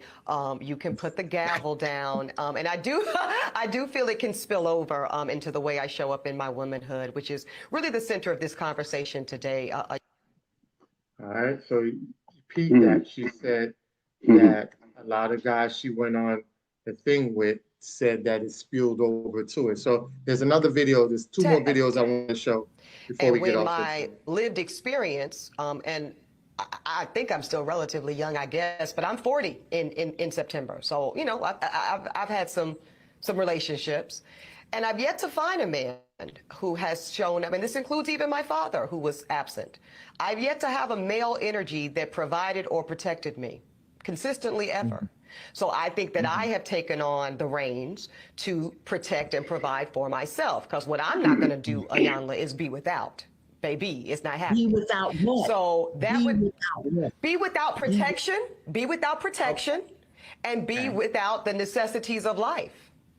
Okay. So, but I say that with an invitation, Ayanla, check me. Show me the error of my ways. Tell me how I might be missing it, because I might be. Okay. I too am an alpha woman. So I understand what that means. And I tell people all the time, I was a horrible mother. I was a horrible mother. I was a great father. And I was a horrible mother because I had never been mothered. So I didn't know how to affirm, how to nurture, how to nourish, how to guide. I knew how to direct, how to demand, how to discipline, and like you said, provide and protect. Those are masculine energies. And the distinction here is men build, women create. So we know how to build. We know how to get to the external and get the work done and drive and push and do it. We don't know how to be still, create it, and allow it to come to us. And I learned that when I lost everything. I learned how to create because I had already built and it all crumbled. The house, the husband, the job, the contracts, the professional career in the world, stripped of it all the attachments, the necessities of life, the creature comforts, until I was stripped down to the bare bone. And then I had to learn how not to build. Build is external. Create is internal. And we as women have the power to create and attract anything we desire. But we don't get still. We won't shut up. And we manage everything through fear, control, and survival, as opposed to feeling, knowing, and blooming or flourishing. All right, so we're going to go to the last one real quick. The logistics, though. Let's get to the logistics. We know that Black women are earning college degrees faster than anybody else. Many of us are doing like we're doing, Ayanla. We're getting those terminal degrees, those JDs, MD, PhDs. We also are the fastest growing group of entrepreneurs, along with Latina women in America. Pew Research said that women are now out-earning men in 22 of the largest cities in America, including where I live, New York, DC, LA, you name it. When we talk, and I know that you've said that you cannot teach a man or tell a man how to be a man, so I will not ask you to indict men in this question. But I do want you to speak, Ayanla, to how women need to, position ourselves so that we can be in our divinity, so we can have our crowns right, how we can create and not build, when some of us, quite frankly, feel that the men that are available to us, and I'm talking about across the color spectrum, across the age spectrum, trust me, I've done them all, they are not positioned to protect nor provide because of some of the statistics we just talked about. They're not earning the income. They're not having the resources, and some of them are not even showing up in the leadership. Would you date a bus driver? Would you date if he owns the bus? If he owns it. If he owns the bus. See, that's a problem. That's a problem. Okay. because the standards and requisites, and I'm not talking about him laying on his sofa playing video games all day. I'm not talking about that. But the standards and the criteria that we use to measure men is off for who we are as women and who they are in this society. I would date a bus driver if he loved driving the bus, if he was a man of integrity, if he was good to his mama, if he treated me well, I would date a bus driver.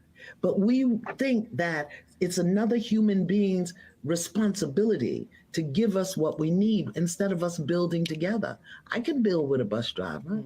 I'd have my little stash over on the side in my prenup, but I could build with a bus driver. So I think some of the criteria that we look for in the reality of today keeps us unhappy, keeps us angry, keeps us imbalance. And then when the men show up, we want to beat them up because they're not living up to our standards and criteria. And it's not working, beloved. It's just not working. So it's not that it's bad or wrong, it's obsolete. It's obsolete. We have to come up with a new way of being. I don't believe in carrying a man. A man has to do for himself. My son got his first job when he was 9. 9, okay? Because you're a Black man, you will know how to take care of yourself. But I think the way we measure it, it's just obsolete. So that's it for that. So definitely you guys can break down your commentary on that, and give me feedback on what you guys feel. There's so much. There's so much, and I mean, again, I'm going to have to really struggle to make this brief, but I'm gonna give myself about 5 minutes. Try to get this all out. Okay, very deep conversation. A lot of information is being given. We have a whole separate show where we can dissect some of those ridiculous things Ayanla said. Because whoa, there's a low key misandrist feminist in there too. That's a whole other conversation. But Ebony K. Williams, the reason why so many people, I think, kind of jumped out the window with her is that she's just kind of oozing misandry. You know what I mean? Like she doesn't, if someone else would have made this comment, I don't think it would have gotten the legs that it got. But Ebony K. Williams, when you watch her, her body language, everything about her is condescending. Everything about her is condescending and sideways and, just kind of hateful, and very dismissive, and you can tell that she's one of these hardcore feminist misandrists, that has everything in the world that she can tell you that you need to do for her. But, I don't think, when you really look at her and you examine how she moves and you see how she speaks, she doesn't really care very much about what she brings to the table and what she presents.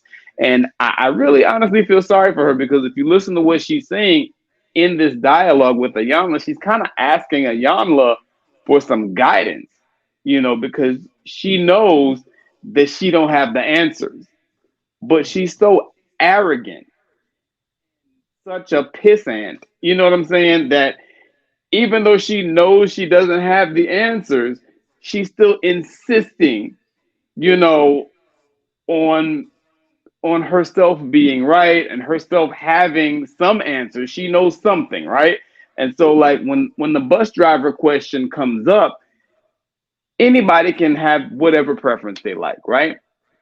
But when she responded, just the whole demeanor with which she responded, we just kind of all got that bougie chick, who looks down on everybody vibe. And in that particular clip, there was no hardcore evidence of it, right? But in subsequent clips, when people really started grilling her about it, DJ Envy from the Breakfast Club got in her ass about it.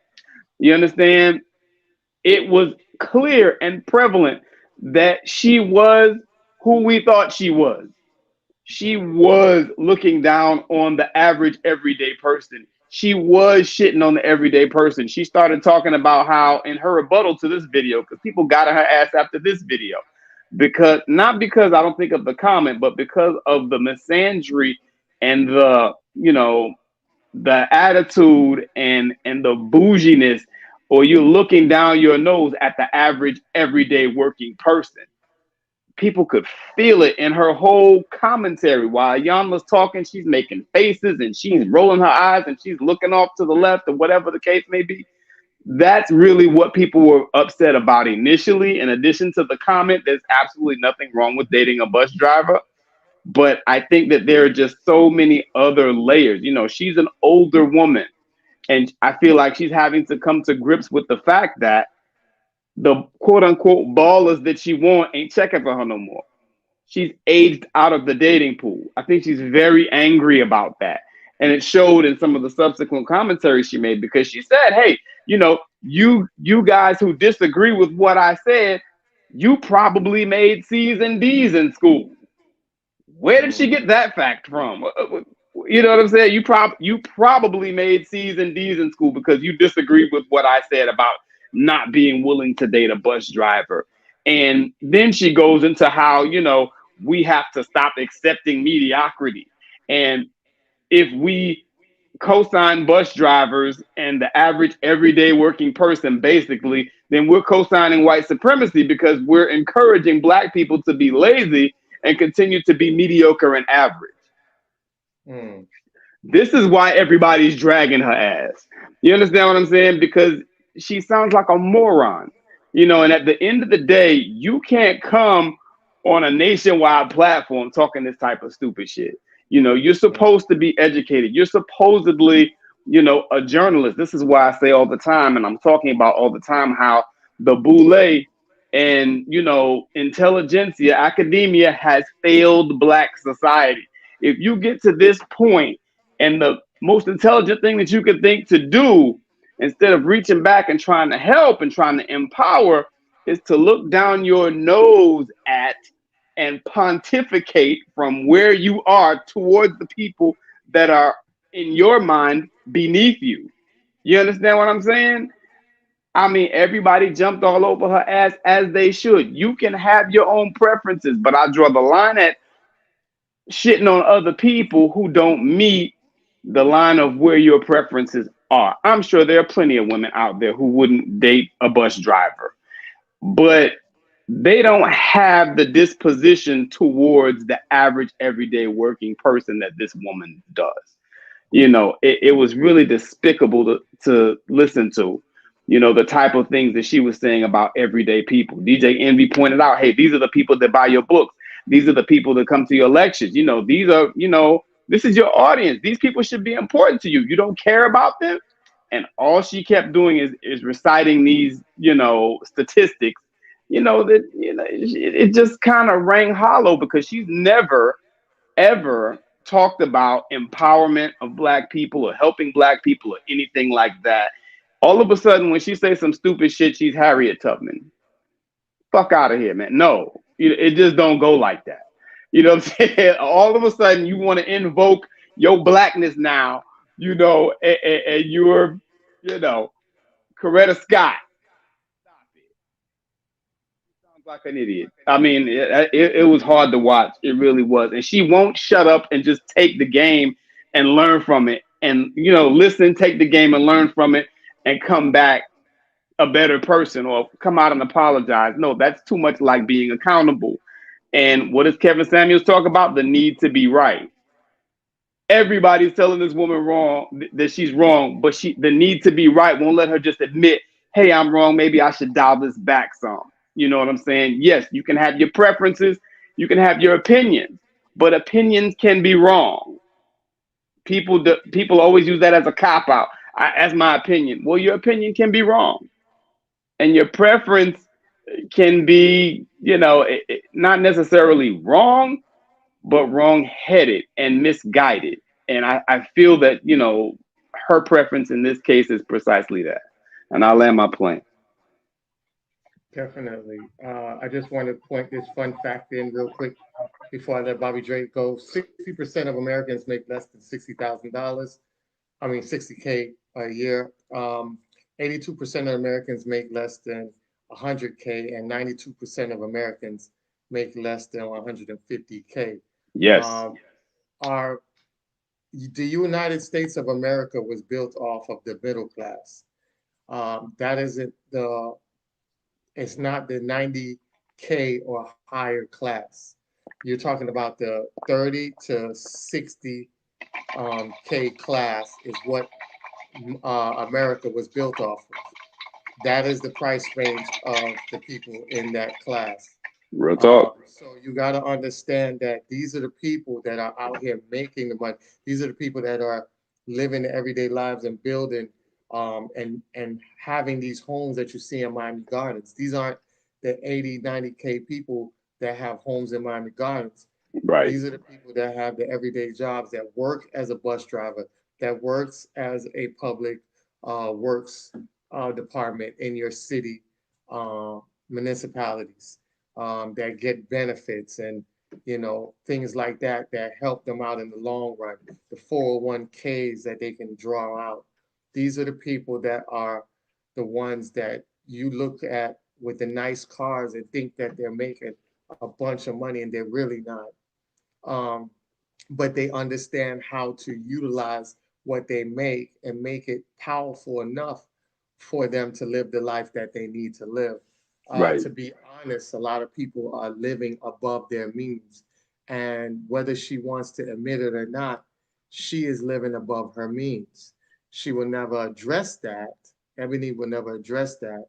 But when you get these career women, a lot of times they come with a lot of baggages, a lot of financial baggages because they want a lot. They want the luxurious lifestyle. So that's why they go to school to get two different degrees, and I know she's degreed up in multiple areas. With these degrees, they come with a a hefty load. And I talked about this before with men, and myself included. I've walked away from women after knowing them and knowing that they racked up on so much loans. I walked away from these women. No doubt. If I'm not reckless enough to put myself in that predicament, why would I getting involved with a woman and me being the man that I am, because you heard what she said. She said she's looking for provider and protection, which Right. is what majority of women look forward to when they dating a man. You look for the Mm. provision, the protection. Yes, guess what? In order for me to provide for you like the idealistic structure of a man, that means I have to take on majority of the bills. So guess what? Your student loan is part Hmm. of my debt, Right. because guess what? When you get married and that's the goal, your debt is my debt now. It's no different than when you women get involved with men that owe child support. When y'all Yep. get married, that's y'all child support. Right. That money comes out of y'all joint account. Teach. It ain't his no more. It's yours. And that's why I tell women, you can do the same thing as having boundaries when it comes to that. Find out what's going on with that man.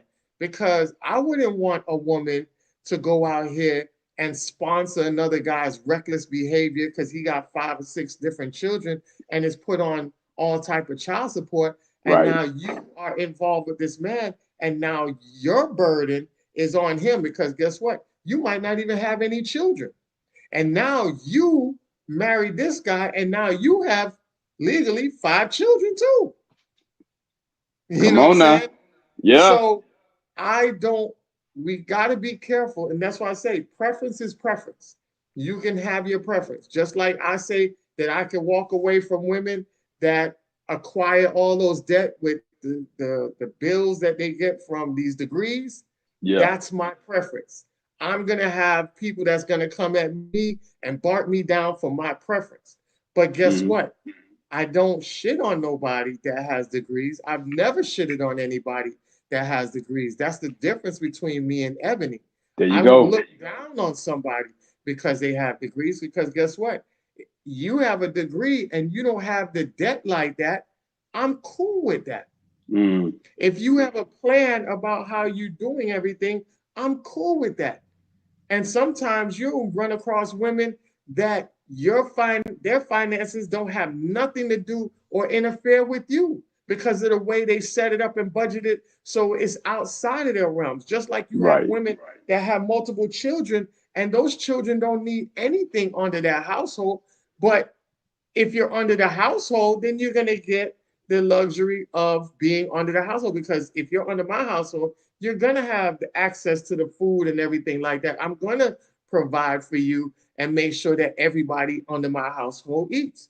That is my preference when I engage with somebody with children. But Right.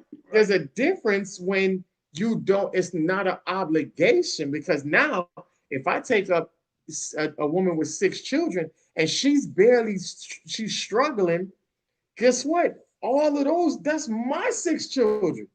So all the guys that left the responsibility behind, now I have that responsibility. You see what I'm saying? And I have that burden. And I Right. don't think that is fair for me. Outsider look at it like, damn, you don't even have no children and you taking up 6 children on top of you. That's not fair to that man right there. Now, if I choose to do it and I'm cool with it, then that's fine. That's my Right. preference. You Mm-hmm. feel me? So we have to understand that people have different preferences, but you don't have to kick anybody or be disrespectful about it when talking about it. I don't down a woman with multiple children, because I Right. know people that have multiple children that actually live better than women that don't have any children. It's all Mm-hmm. about how you set yourself up and discipline yourself. Just like I tell, the same logics of that is the same logics that I tell women. I say, you guys are running around here looking for 6-figure guys, and tell you the truth, a lot of those 6-figure guys have so much damn debt and bills and pressure. Don't you look at some of them 6, 7-figure guys? They lose 1 ounce, something goes down the hill, and guess what? It's a They wrap. offing their whole children. They killing their children and killing their wife and killing Yeah. themselves. Mm-hmm. We see the domestic suicides in 6, 7-figure households when things don't go wrong. But the bus driver now, he sets himself up. He lives in within his realms. He built himself slowly. And guess what? He understands that if something happened tomorrow and things crumble, guess what? He could survive because he's been there before and he knows how to handle it. So it's not about what a person does, it's about how they manage what they do. And Agreed. one thing that I did want to point out before I give it over to Bobby is I agree with you, Major, when there was something that I didn't like. And I like a lot. I'm not going to lie. I like Ayana because she holds a lot of women responsible for and hold them accountable for their bullshit. And Yeah. even when you listen to it, if you was listening to her, she told you, she said that I was not a perfect mother myself. I was out here being a toxic mother. I was It was running around here horrible. thinking I was doing something great, and I wasn't. And Mm-hmm. just having self accountability and being on a national stage like that and admitting that you were wrong, because you were going down the same road that a lot of these women are going down here, exuding this masculine energy that's only going to leave you in a train wreck. And she said that I lost my husband, I lost my house, I lost all of this stuff because I Right. was running down here thinking that I was to build. No, my man is supposed to build. I ain't supposed to build. My man is supposed to build. We can build together, but the main architect in that household is the man. Right. The man is the leader. The man is the one laying down that foundation. He is the architect. So when she held accountable, and I love how she just, man, she was basically throwing body shots at Ebony, and Ebony Yeah. couldn't do nothing. You know what I'm Yeah. saying? And I like that. And I like the interview with her and Ayana because Ayana did it. She had no game. She wasn't playing no BS. I didn't like the interview with Charlamagne and Envy because Envy, even though he was saying some good points, Mm. he was getting his ass whooped. He made You think Ebony so? whoop him.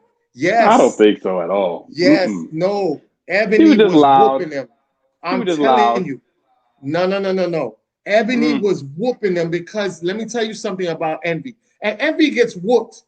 Envy gets whooped pretty good on that show. Because when he was going at it with what's his name? Oh gosh, it's on the tip of my tongue. Uh the dude who rap up there. I think I What's know the who you're big talking rapper? about. Um Uh, oh gosh, Not dang, what's Beans. the No, Beans is getting on. Beans is getting on Charlemagne. no, the one that was Uh, up there with Keisha Bottoms, the fat rapper, Killer was Mike. it Killer was Mike. it Troy? Remember? Oh, Yes, my. Okay. yeah. Remember when he was on there with Killer Mike?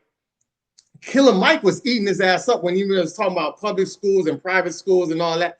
Killer Mm. Mike, man, body blowed Envy up. It was I agree with sad. that. I It agree was with sad. that. Yes, Ebony but wasn't making no point. She was plebiscite babbling and just no, no, no, talking no. loud and What talking I'm over him. She didn't Yeah, say but shit on that see, show.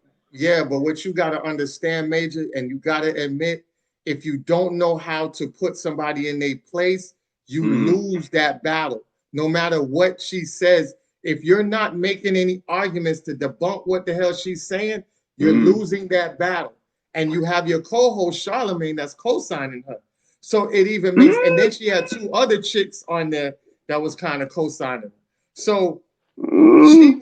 she was jabbing him up. I'm telling you, dog, He go just, I under. think he just let her talk for too long. No, That's what I man. think. She I'm didn't make no telling you, solid go points. go under, go underneath. I'm telling you, dog. Listen to what I'm telling you. Go Hmm. underneath. Go to the interview on Breakfast Club and go I in the did. comments and go in the comments section. You went in the Hmm. comment section? I saw the The- comment I'm section. gonna watch that I so later where did. the on and look at the my message comments about was it. in favor of who? No, the comments was definitely in favor of her. I agree with that. But That's I what just, and that's what I'm trying to tell you. The only reason now go to the mm, comment section under the Ivana page and see who's that in favor. When you mm, have people that's talking nonsense, it's very important for you to hit these points and knock everything she was saying because you know what happened? Like you was pointing out, when she went on the Breakfast Club, she mm. flipped it and she started making herself seem like a philanthropist and she was out here doing I all this agree. stuff and she was making all these points and he didn't stop that. So that's what it's the same thing what I was telling you about Candace Owens. They feed you bullshit and wrap it up with some truth and now you get a whole BS burrito. But see, if He you allowed don't her to build a break case, so that's down, where he messed up at. Yeah, like I said, he let her talk too long. yeah, but you That's got it. that's that old that old quote they have or that old legal wisdom they got from the legal system where it says if you have the law if you don't have the law, argue the facts. If you don't have the facts, argue the law. And if you don't have the facts or the law, then bang on the table and yell like hell. So in other words, That's what she don't did. sit back because and it's funny, but it's effective because ultimately when Okay. you let people just call out and babble like that, what it does is people in most cases don't have the ability to sit there and really get the nuances of things, especially when it's live. When something's recorded or whatever, you can go back, you can analyze and chop it down. Then you can get into all the nitty gritty and see, okay, well, this is what's wrong, this is what's off, whatever. That's why things like debates are such a very much a case of like a live chess match type thing because you have to know how to handle the debates. You have to be able to steer things the way you want. You need to be able to debunk things to call it out in real time. If you just sit and let your opponent squiggle and squirm right there, you Mm, sitting back and not saying anything, even if they sound crazy, if you're not uppercutting them or at least highlighting, you see how crazy you sound, whatever, I agree with that. people are gonna think, okay, he can't touch it, he can't stop it. Sometimes it's not always about the facts per se, but it's the perception of it. So if the Mm, perception Agreed. is she's out here making her case, whatever, and he can't say anything to that, mm. I if you get look where back you're later, coming like, from. yeah. So I feel I'm gonna have to watch that to give my feedback on it, but if that's where he's coming from, then I see what Ant's driving at there. I see where Ant's going with it. But I'm looking at the totality of her argument. She wasn't saying shit. But I She get where wasn't. you come. I take your point, that he She wasn't wasn't. rebutting her as she went. He let her talk way too much. He let her move. He allowed her to move the goalpost. I do Yeah. agree with that. But he did check her ass at the end and He told her, he hey, you're just moving the goalpost and you ain't saying shit. But it was way at the end. So yeah, I but hear see, what you're saying. that's what I'm saying. So like this is what makes us, and anybody that knows us, this is what makes us thorough, is that we will stop you live in a debate and debunk the bullshit you just said. Just like we had previous episodes ago when the woman came up here and she Yeah. was talking about well, you can be born gay. And I'm like, no.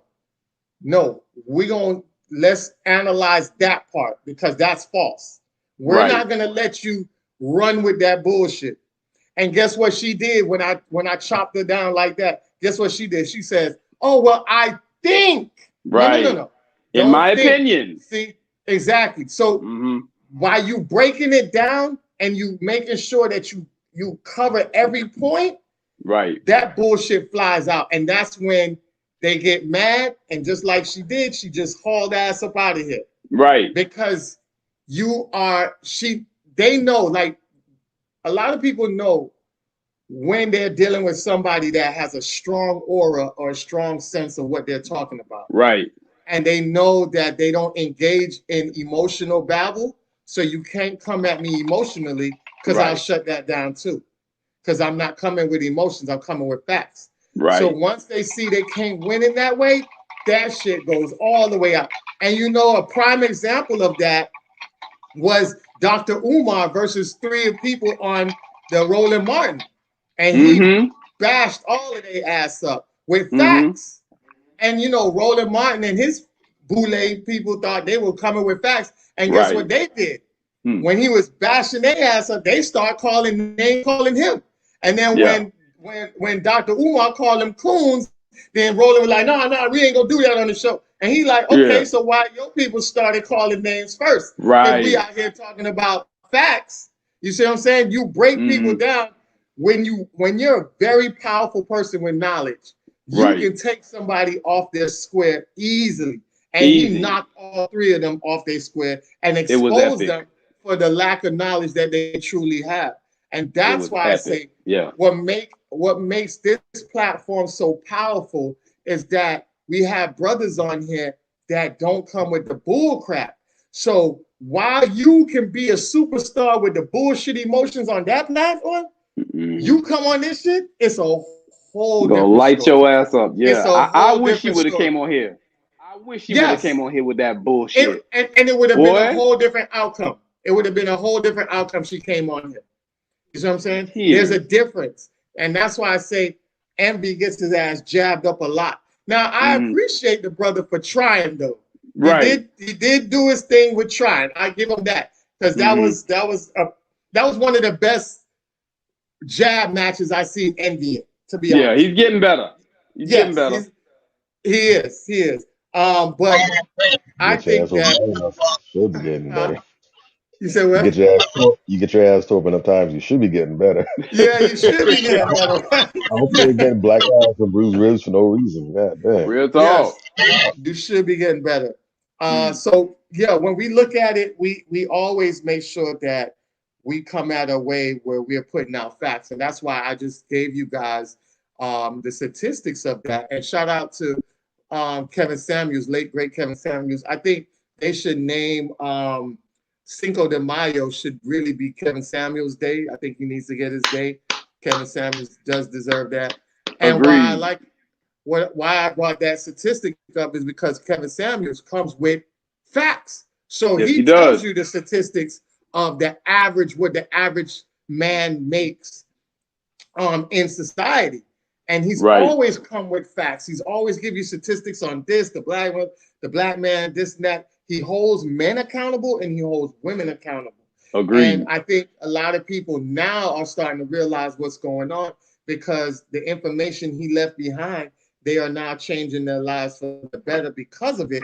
but he's no Right. longer here for them to share their story and give him credit for it. But it's Mm. always like that. It's always that type of scenario when we come with people that's out here trying to correct the behavior and do better for our people. They're going to always look like villains, and the people that ain't doing shit for our community, like a Derek Jackson, get looked at as heroes and motherfuckers that know what they talk about, but they get caught in their bullshit in the long run.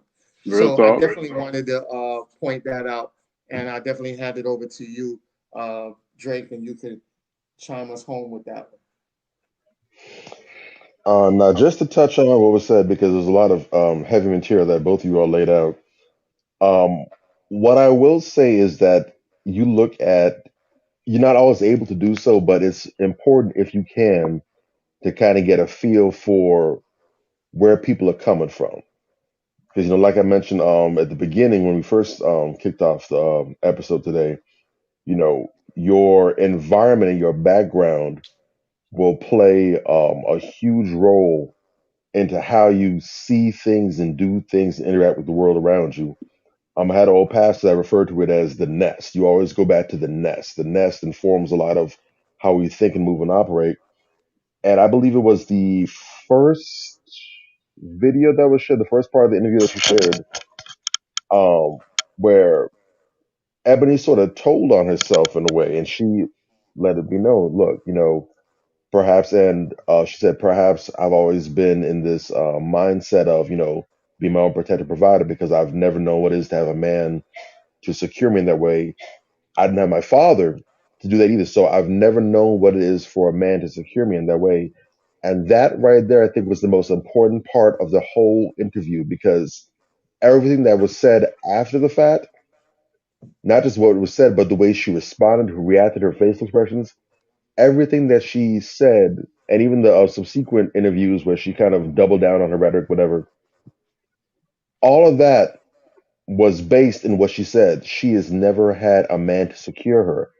And when she said that, um, I truly did feel some compassion for her. I really did feel some sympathy for her because um, I saw in everything that she said, that didn't make what she said any less nasty or bitter, what have you.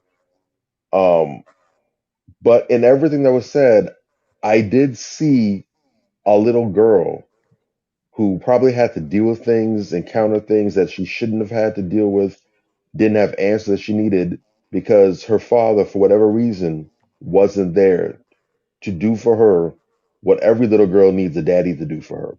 So I felt for that.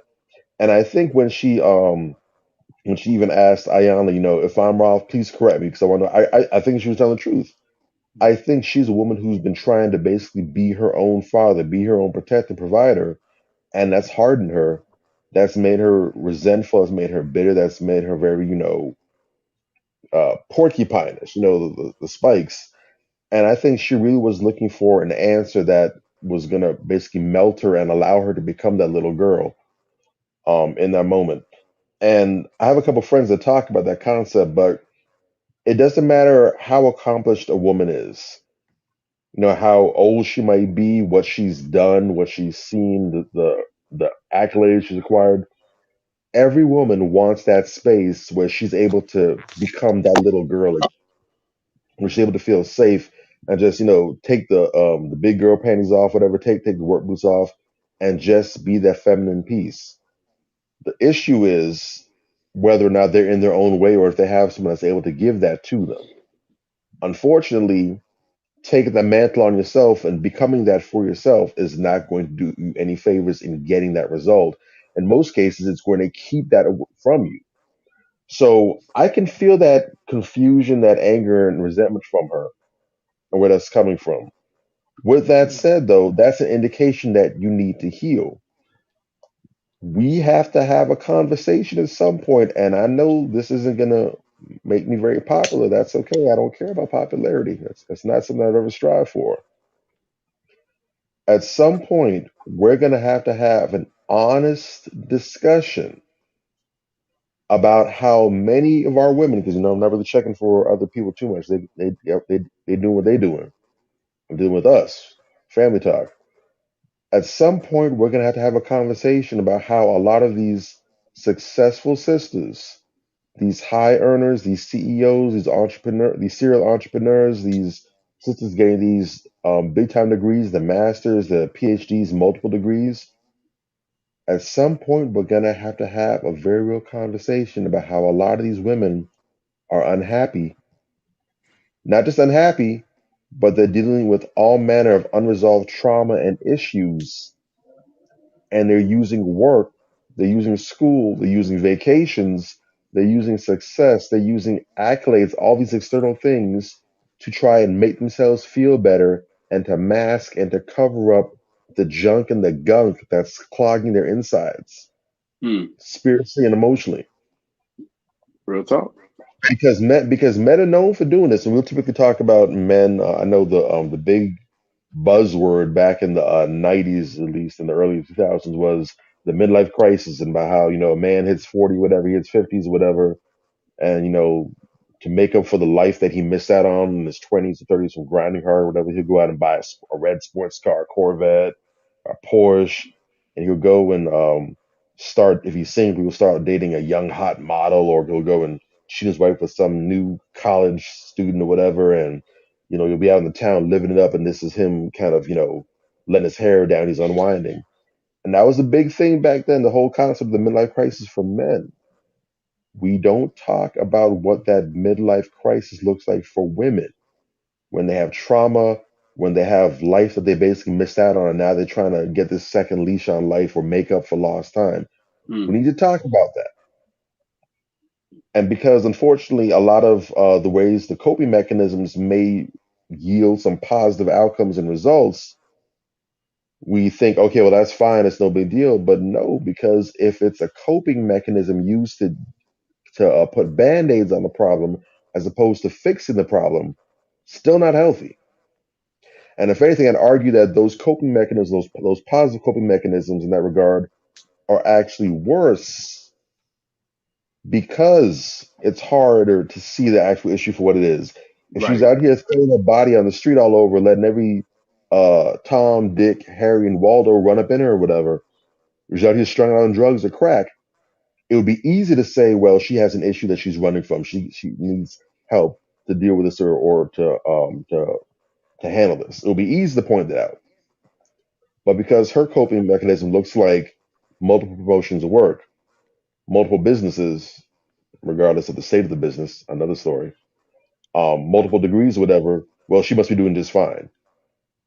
But yet she still goes home every night unfulfilled. There's still that ache inside of her. There's still that something's missing, and other things that can result from that. So we need to get into the weeds with that one.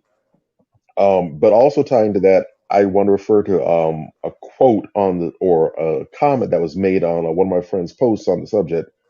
And she said, I'm just going to read verbatim what she said. She said, bruh, those women didn't have hardworking fathers in their homes. And she didn't hear this portion, whatever, because everyone just saw the clip. They didn't necessarily go and listen to the whole thing. But he said those women didn't have hardworking fathers in their homes. They wouldn't be so disconnected from reality if they did. They've allowed reality TV and social media to warp their perception of relationships and family. This is tie into when we were talking about them dating profiles earlier, these women that are basing themselves off of these images they're seeing.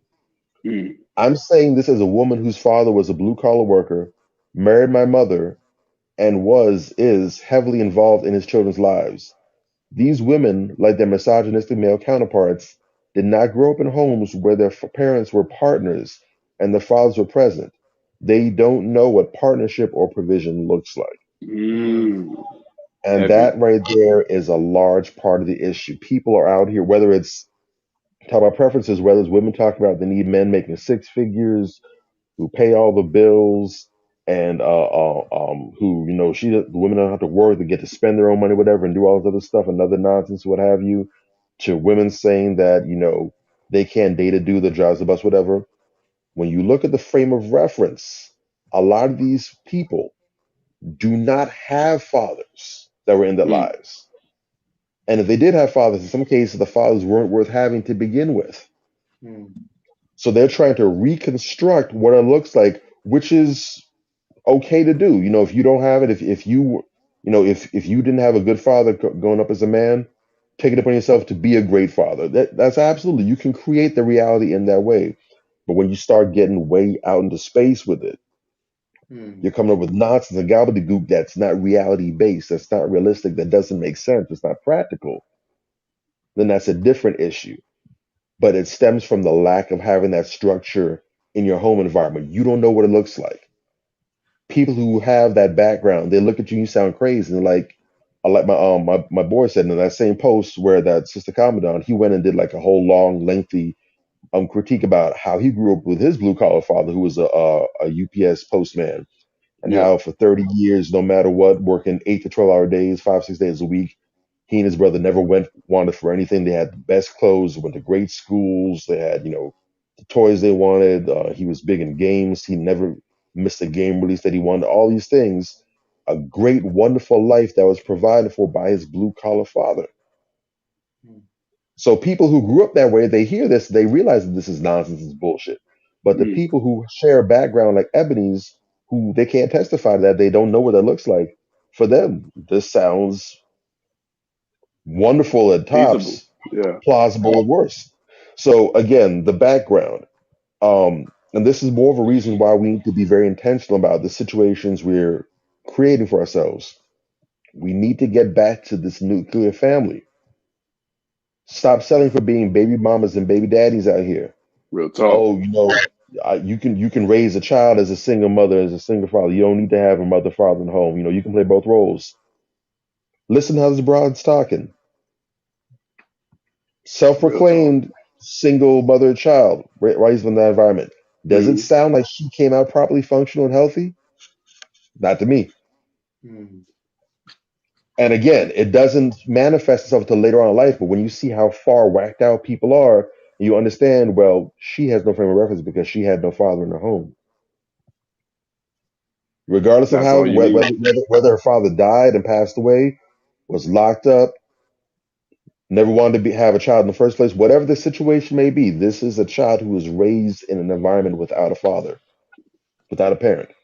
I, Look at the The mess. family matters. You need the mother. You need the father. They need to be together, married in the home, working in concert, so your boys and girls can see this is what it looks like. Hmm. Not no fairy tale mumbo jumbo that wouldn't even make a good soap opera. hmm. I'm gonna land my I ATV need. right there and get gas on it. I just wanted to add with something that came that was pointed out that I think I'm not sure if everybody picked up on it, but she says right before she asks Ayana the question, or Ayana asks her the question. She says, "I've dated all men in all aspects, meaning Asian, Indian, Arab, Hmm. I tried to white, leave that one alone. I tried black." to. No, it's very important. It It's is. very important to highlight because when she said that, the average person not even realizing she just told on herself. Hmm. She just told the world that she is the problem, not the men, Right. because you have different men in different cultures. So you can sit back and say what you want to say with black men, but you have dibbled in all cultures and got the same result. So if I'm dibbling and white men act different than black, black act different than Indian, Indian act different than Arabs, Arabs act different than Hispanics, Hispanics act different than Asians. If you've dated all these men with different cultural backgrounds, different personalities, and they Right. operate towards women differently, and you failed with all of those men, you got some deep rooted issues that you need to get healed on. Also, do that unmasking of yourself and seeing that you are the problem when you look in this mirror and not project your Yep. insecurities on other people that now is backfiring on you in return. So I thought that was very important for people to catch that and understand what she just told you was Mm. that I am the problem without even saying it. I just Because wanted the to add common that. denominator is your ass. When this whole thing first came out, The very first comment I made anywhere was that same exact thing. I said, "You talk about how you've dated them all. You've been with them all. So if you're saying that you've experienced all these different men, whatever that means to you, but she's an intelligent, educated woman, so she understands the Yeah, power of doctor. words. She said what she said. Right. If you dated them all and you still got the same result that you got, at what point does the emotional intelligence and the social intelligence kick in to realize, hey, maybe it ain't them, it's me? Clearly. When does that kick Clearly. in? Or is it always perpetually somebody else's fault, somebody else's problem? This is the And And then you thing with wonder why these. here you are going into 40 and Yeah. you're just as bitter, you're just as angry, vitriolic. It's bleeding out of you, you're sweating it, and you're in no danger of that changing anytime soon. See, this degrees is what don't. happens with these types that avoid accountability. You know what I'm saying? When you get into that space where I'm hearing an echo, when you get into that space where you avoid accountability all the time and you have a nation behind you that's going to come and coddle you and make excuses for you and not let you know that you're ducking accountability and we can see you and you need to come and you need to course correct. You need to backtrack and course correct. No one's telling her that. You know what I'm saying? And that is the problem. I've spoken on this a number of times where, you got the brothers over here who are saying, hey, yeah, we got things we need to work on and we checking them, we kicking ass and taking names. We're confronting other brothers who are out of pocket. And you got the sisters over here when they, are doing stuff like this, a lot of times sisters will let them off the hook. And just one quick point before we move on to the next segment. you know Envy, a very strong point that Envy did make too, about how this woman's making all these, this commentary on black men and talking about black relationships, and all of a sudden she's a civil rights advocate and all this bullshit. But the person that she was engaged to that also dumped her ass was a white man. Mhm. Understand what I'm saying? So at the end of the day, you're talking all this black shit. You understand? But you're playing in the snow. Now listen, if you want to have interracial relationships, knock yourself out. That's your business. But what you're not going to do is sit up here and pontificate from on high about what black people should be doing that are in actual relationships with other black people. You don't get your fraudulent ass up out my face. Like, yo, you need to start checking people like that at the door. You don't speak for black people. You don't speak for black women. You can tell by the contrived way in which she tries to use black talk. She puts on her black scent. You can tell she don't hang around no black people. And at the Yeah. end of the day, you got She this speaks 40-year-old bird, exactly like huh? an employee. She speaks exactly the way, and she thinks exactly the way you would expect an employee of the Grio, the Root, all these other nigga babble, uh, tether based Yes. Sambo esque publication. She speaks exactly like they would speak. In fact, she demonstrated why she has the position she has with them. It makes sense. I see what was on her resume. She speaks fluent Sambo. You know what I'm saying? And at the end of the day, we can see right through that. You don't hang around no black people. You don't care about no black issues. The only reason you waving this red, black, and green flag right now is because you said something stupid and people were dragging your ass for it. You're a 40-year-old bird that's angry that you can't catch a baller no more because they ain't checking for your ass. Sit your ass down. And Oh, I think one of the things that people um, have to realize and take into context, and I know people want to celebrate people, and when you're watching all these women getting these degrees, it mm, doesn't make you intellectual. You're right. not knowledgeable when you get these degrees. You're indoctrinated. Agreed. So you regurgitate a lot of what you are told, and she makes it seem like she recited something from the pew, which is also a base platform that is biased politically biased in a way, and I've they tried to exposed explain this that, to people. Yes. and she ran around and making it seem like it's straight factual, and these are political based stuff, and this goes right back and showing you that how these women that are quote unquote and getting these high earning degrees or trying to climb the corporate ladder, it's showing you right back in the same circle of Kamala Harris, right?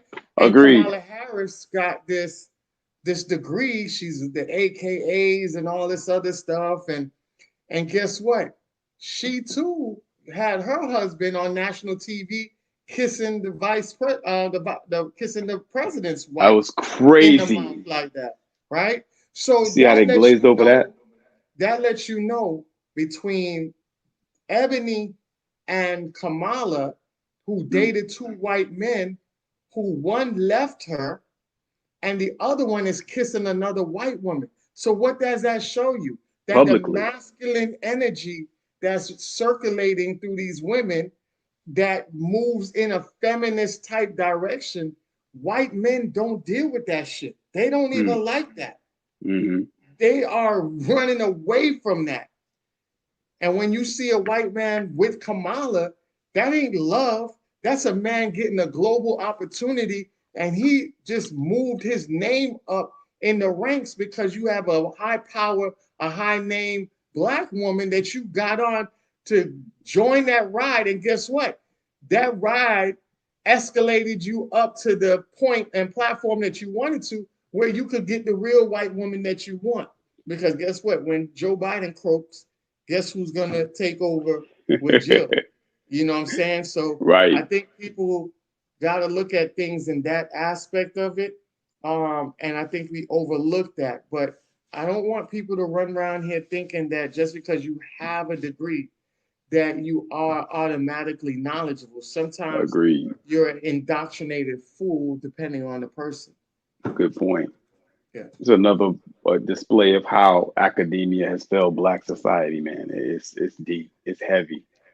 They're useless. I recall vividly the very great and very late Dr. Amos Wilson, one of our intellectual juggernauts. Yes. He said in a lecture that unfortunately, as the number you can tell an area when the number of Black and I'm sure it plays into other things as well too, but he said as the number of Black MBAs increases in a city, so almost as a counterpoint, the number of Black businesses decline.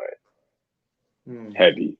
You would think as you have more of us getting gamed up in business or what have you, that would mean more Black businesses in those areas, but it tends to be the opposite. Instead, they tend to take their knowledge, their understanding, their accolades now, and instead of using them to enrich the people, to be that base, that bulwark for economic development in Black areas, they take it, they try to go and join some Fortune 500 or some white enterprise. They basically create a brain. And that tends to be true in a lot of other respects as well. And we see that this is no different, unfortunately. So it's not an exception, it's the rule. No different. Real talk. So we're definitely running into time right now. So we want to get into our next segment real quick. Hell no or hell yeah. Yeah. Let's get it. We definitely, let's get it. Let's get the list going. All right, y'all ready? Yeah. All right, let's go. All right, Met Gala. Hell no. Hell no. With a capital hell. Nope. Nope. With a capital hell. Hell no. Jason Black. Hell yeah. Hell yeah, that's our brother. Oh, hell yeah. Salute to the That's Black our brother right there. That's my guy, man. And when he gets in his bag, the Black Ayatollah. Salute to JB. Salute. That brother ain't no joke. Salt and vinegar chips. Hell yeah, hell no. Hell no. Hell yeah. That's a fuck no. Bobby, you disappoint me. Look, man. There's something about that unique tang, man. Those are hood chips of choice, nigga. Them the hood Oh chips I of God. don't, choice. but I don't mix them with the hot sausage though. So Mm. I'm at the borderline. I will not cross the line. I'm Too right. healthy. I, every I now don't and even then mess with I women be that craving eat that that salt stuff. and tell I don't mess with women that eat that stuff. I don't. They're I'm not horrible. gonna say the jokes I've heard about that, They stank up the house. Yeah, I don't. but you know that. Nah. All right, basketball wise, hell yeah, hell no. Hell Nah, no. nah. I I don't wish I To even the know had no. one. two more thumbs so I can give that show 4 thumbs down. That shit is wedges garbage. and wedges and sundress, hell yeah, hell yeah, Hell yeah. hell yeah. That Yes. should be like Oh, the default dress code for Top females, bro. tier. oh yeah, hell yeah. Love Top that shit. tier. I Sundress love a woman season in is some a wedges. I blessing. love a woman in some wedges. Woo. Mm. Uh, And don't miss it Modern though. Family. Hell yeah. Modern Yeah. Family. What's that? What's TV Modern show? Oh, Family? it's a TV comedy. show? I It's haven't hilarious. watched it, at least not recently. I don't, oh, is that the one with? Oh, I remember now. With what's the name? The father. What's the father look like again? The one who used to play Al Bundy. Is that him? Yeah, it's him. He's Oh, the okay. and I was thinking about the something else. Latin chick. Not Eva Oh, Longoria, but the other okay. one. Oh, Modern Family. I don't watch it too. I didn't Oh, watch it that's too much to know about that. I That don't know. shit's No, hilarious, dude. Yeah. it's not Al Bundy, the guy who plays him, but it's a different one. But I've seen the show on a couple occasions. I can't recall not laughing when that's come on. So yeah, I'm That gonna give shit that is a hell. hilarious, bro. It's so goofy, man. It's goofy as hell. It's funny as Uh, hell. Billy Porter. Hell yeah, hell no. Hell no. Hell no. Oh my god. I cringe every time I see this dude. He is a Hell no. I, talentless hack. I refuse to even answer that question. And for the record, I'm just saying that now. So I that's a find it hell. an insult. I That's a find it hell an yeah for Bobby. insult, and I refuse. I find it an insult, and I refuse to watch that James Baldwin biopic that he's Yeah, Oh my I think god. I think that was a And in slide. fact, I'm a matter of fact, my recommendation is when the movie drops, instead of watching that, properly celebrate our dear brother James Baldwin and go watch If Beale Street Could Talk Yeah. and I Am Not a Negro. If you really Yeah. want to celebrate James Baldwin and his legacy and what he's meant to the people, watch those two films. That's what I'm gonna be doing that Agreed. week. Keep that Agreed. Billy nonsense out of Porter's a here. talentless hack. Yeah. Lotto. James Baldwin would not rock with that dude one iota. Real talk. Lotto. Hell Lotto. no. Hell Hell no. no. No. Oh, she's so disappointing. Poor thing. Definitely. Oh, Brio. Brio. hell yeah. Hell yeah. Is that the restaurant? Yeah. Yeah. I like the half version. Yeah, Real yeah. lit. I haven't been there in a while. I'm long overdue. I'm gonna have to go ahead and get back up to speed again. Do But Brio yourself is a that hell. favor. Yeah. Michael B. Jordan. Hell yeah, hell no. Hell Hell yeah. yeah. Hell Hell yeah. yeah. That's my brother. Another one of our Salute, brothers. salute to the brother. Salute. I feel it's a blessing to be in an era where we have cats like Michael B. Jordan on here. I love how he does the Yeah. game. I love how he handles himself. Yeah. Um, not big on celebrity. I don't want to say idols. That's a big term, but role models. But Yeah. thus far in the game, if there was Yeah. a brother that you'd want your sons or you want to kind of emulate someone or really Yeah. follow behind, Michael B. Jordan has proven to be that dude so far. Salute to them. Yeah, Sterling definitely. example of And I black manhood, how to carry yourself. I rock with bro. and I So love the far. show. I love the show Saving Dion that he created. That was super dope with Okay. all Oh, those black that was superheroes. his brainchild. Yeah, Yeah. yeah. Oh, Yeah. Saving Dion, the little boy with the superpowers. Yeah, Mm. that was a I'll be script he wrote. damned. Yeah. Um, Woman King. Hell yeah, hell no. Hell no. Fuck no. Fuck no. Hell no. That's my I shit. love Viola. I love Viola, and it Yeah. hurts me to say it, but nah. I Yeah. guess everything can't be a. You got to have a dub somewhere, or Yeah. an L somewhere. And I get for her, that's gonna be it. But yeah, that's a Huge, no. huge L. Hashtag got it. Black Panthers, the Black Panthers. Is that Hell the? yeah. Oh, okay. I thought you were talking about the movie. Hell yeah. The Black Panthers, the group. Yeah. Hell yeah. Oh, them Absolutely. brothers. Woo, if you watch the Tupac Definitely documentary series yet, bruh, Yeah. it lets you know in detail how thorough them brothers was. Oh my Yeah. God. next level. Shout out to all the real legit Panthers and not the little hanger-ons and the clings, but the ones who were actually legit in the trenches, in the fields, Man. weren't butt dancing and bootlicking. Shout out to them. Real Yeah. talk. Appreciate the Black Lives sacrifice. Matter. Hell yeah. Hell no. Hell no. No. Not at Hell all. no. That whole AstroTurf bullshit. Hell no. Burner Boy. Hell yeah. I don't know. I don't like Burner Boy. Yeah. I don't I like. go. What's is it the music you don't like, or is there something else going on? What's the story I with just that? don't like. I don't know. His music is alright, but then he starts saying that crazy shit about hip hop, and I'm like, nah, I'm good off that.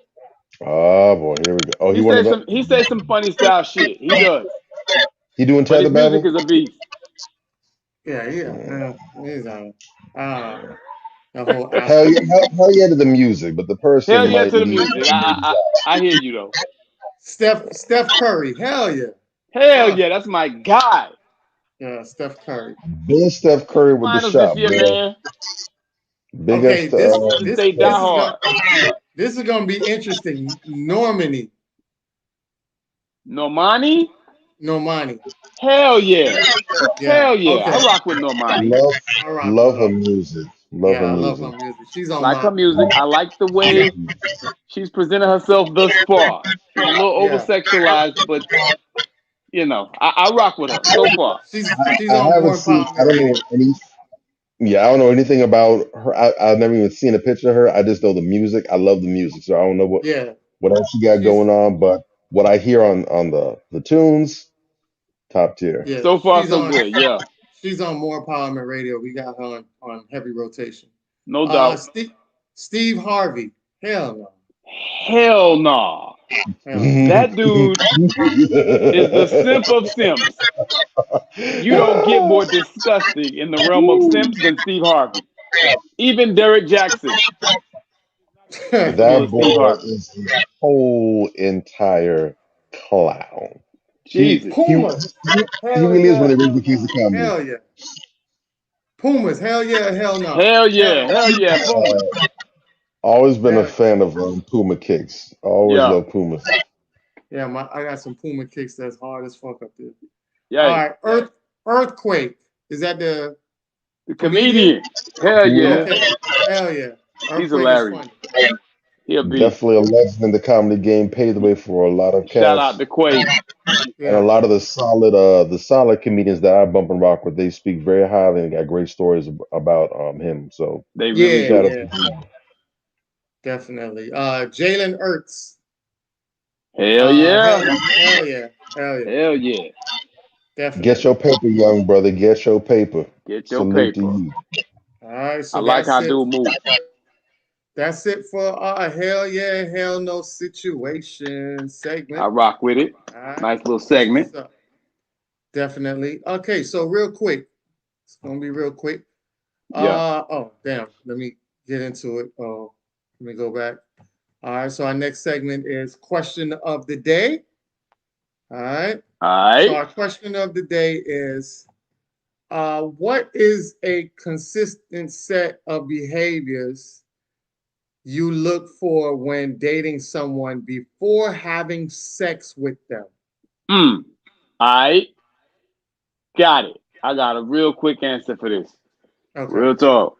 You know, because I have my basic, stuff that I look for, which is, beauty, intelligence, character, respect, just the basic stuff, right?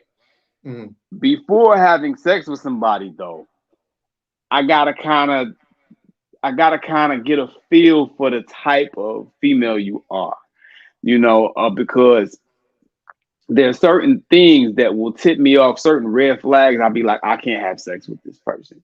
Namely, if you have had sex with other dirty people, I just can't. You know what I'm saying? Other people that, I know that just kind of, they'll just bang anything. And I'm not fucking behind them, basically, at the end of the day. So that's one big one right there, right? If you have like, you know, a sketchy past or whatever, or I get wind that you have a sketchy past and it's like a consistent thing that I can see, from this person to this person to this person is cautioning me about your past, then it might be time to sit down and have a conversation, because, where there's smoke, there's fire most of the time, right?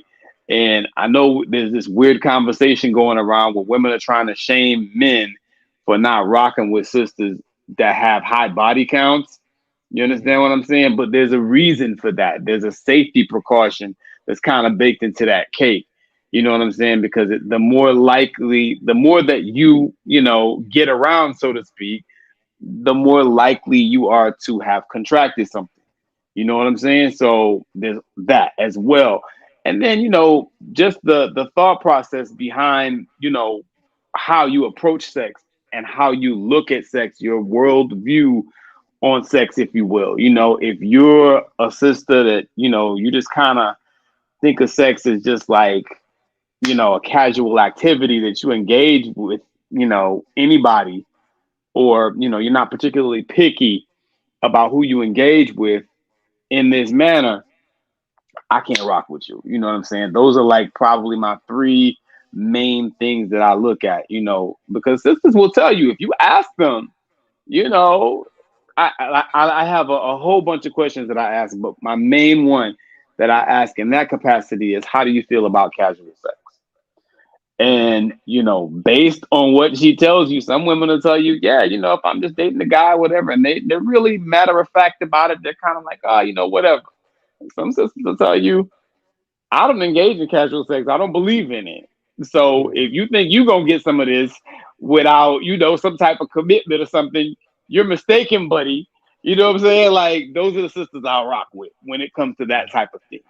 You feel me? Because, people talk all this shit about, oh, you shouldn't be judging women on bodies and all this dumb shit. But most women who are worth their salt will tell you, my body is my most prized possession. Okay, cool. If your body is your most prized possession, you shouldn't be hopping from dick to dick like it ain't nothing. You understand what I'm saying? You should be very mindful about who you share your body with. So makes sense when you talk to me. If you come with the bullshit, you're gonna get checked. So those things right there are the things that'll make me want to or not want to have sex with a woman. Just basic behaviors, observations, and responses to, certain questions can be deal breakers in that capacity. That's me. For me, short and sweet, Yeah. unhealed resolve issues. That's it. If I see unhealed resolve issues in you, I'm not even engaging in anything sexual, because that can come back and backfire on me. I've ran across women that were very sketchy when it comes to that type of stuff. Their mind don't be right, and they go into the frenzy of, oh, this and that. And I'm like, nah, that's very scary. So if I feel like Mm, you have unresolved issues, I'm not having sexual relations with you, because that can go all the way left. So excellent. yeah. Excellent point. What you got, Bobby? Um, a lot of the things that I look for, that I keep in mind at least, are things that you guys have rattled off as well too. Mm, So it's like every time I was about to say something, like, dang, just not went off. mm, Um, Also, I'm at a point now in life where I've lived long enough and I've interacted with people in different capacities, in different places, what have you, enough times where, for the most part, I can kind of get a sense almost about certain people, certain things. I tend to be a pretty good judge of character. okay. And I'm at a point now where I found that I've taken more W's by listening to my gut and trusting my gut than when I haven't. And the times when I've ignored my gut, I regret, like, bro, you just called this was gonna happen, and here you go like an idiot walking right into things. So I'm at a point now where my life experiences, lived experience as well as secondhand experiences, have ingrain themselves in me well enough where now I'm able to kind of pick up on certain things, and I can just be in a place where this don't feel right. And I don't even necessarily need to have a reason behind it. I just know it don't feel like I don't know why. Maybe I'll get an answer later on. Maybe I won't. But I trust myself enough where if it feels off, I can disengage and that's the end of it. But in terms of what actual things I will look for, one thing that I can say I do keep in mind is a woman who is irrational. I don't want to say Mm, emotional because your emotions don't necessarily make you irrational. But if I right. see a woman who her thought process is janky, if she's gullible in certain things, she doesn't have a strong mind where it's easy to fool her or it doesn't take much, or there's other nonsense and gobbledygook that resides up here as well. Mm, If I see that, then I'm not interested because that gives me an impression that you're someone who can be easily manipulated or coaxed into going to certain things, even if it's not in your best interest, even if you know that it's not in your best interest.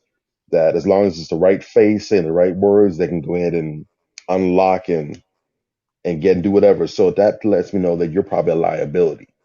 ah, So even if a person like that has a good heart, might have a good character, if you were easily manipulated in that way, or if people can just, come to you and if they're just persuasive enough, they get you to move off your square, then that lets me know that even if you have good character, you can be easily led astray, that's which means you fair. can make some of the same bad choices, the same ill moves as someone who doesn't have the same character. So that right there basically is like an override.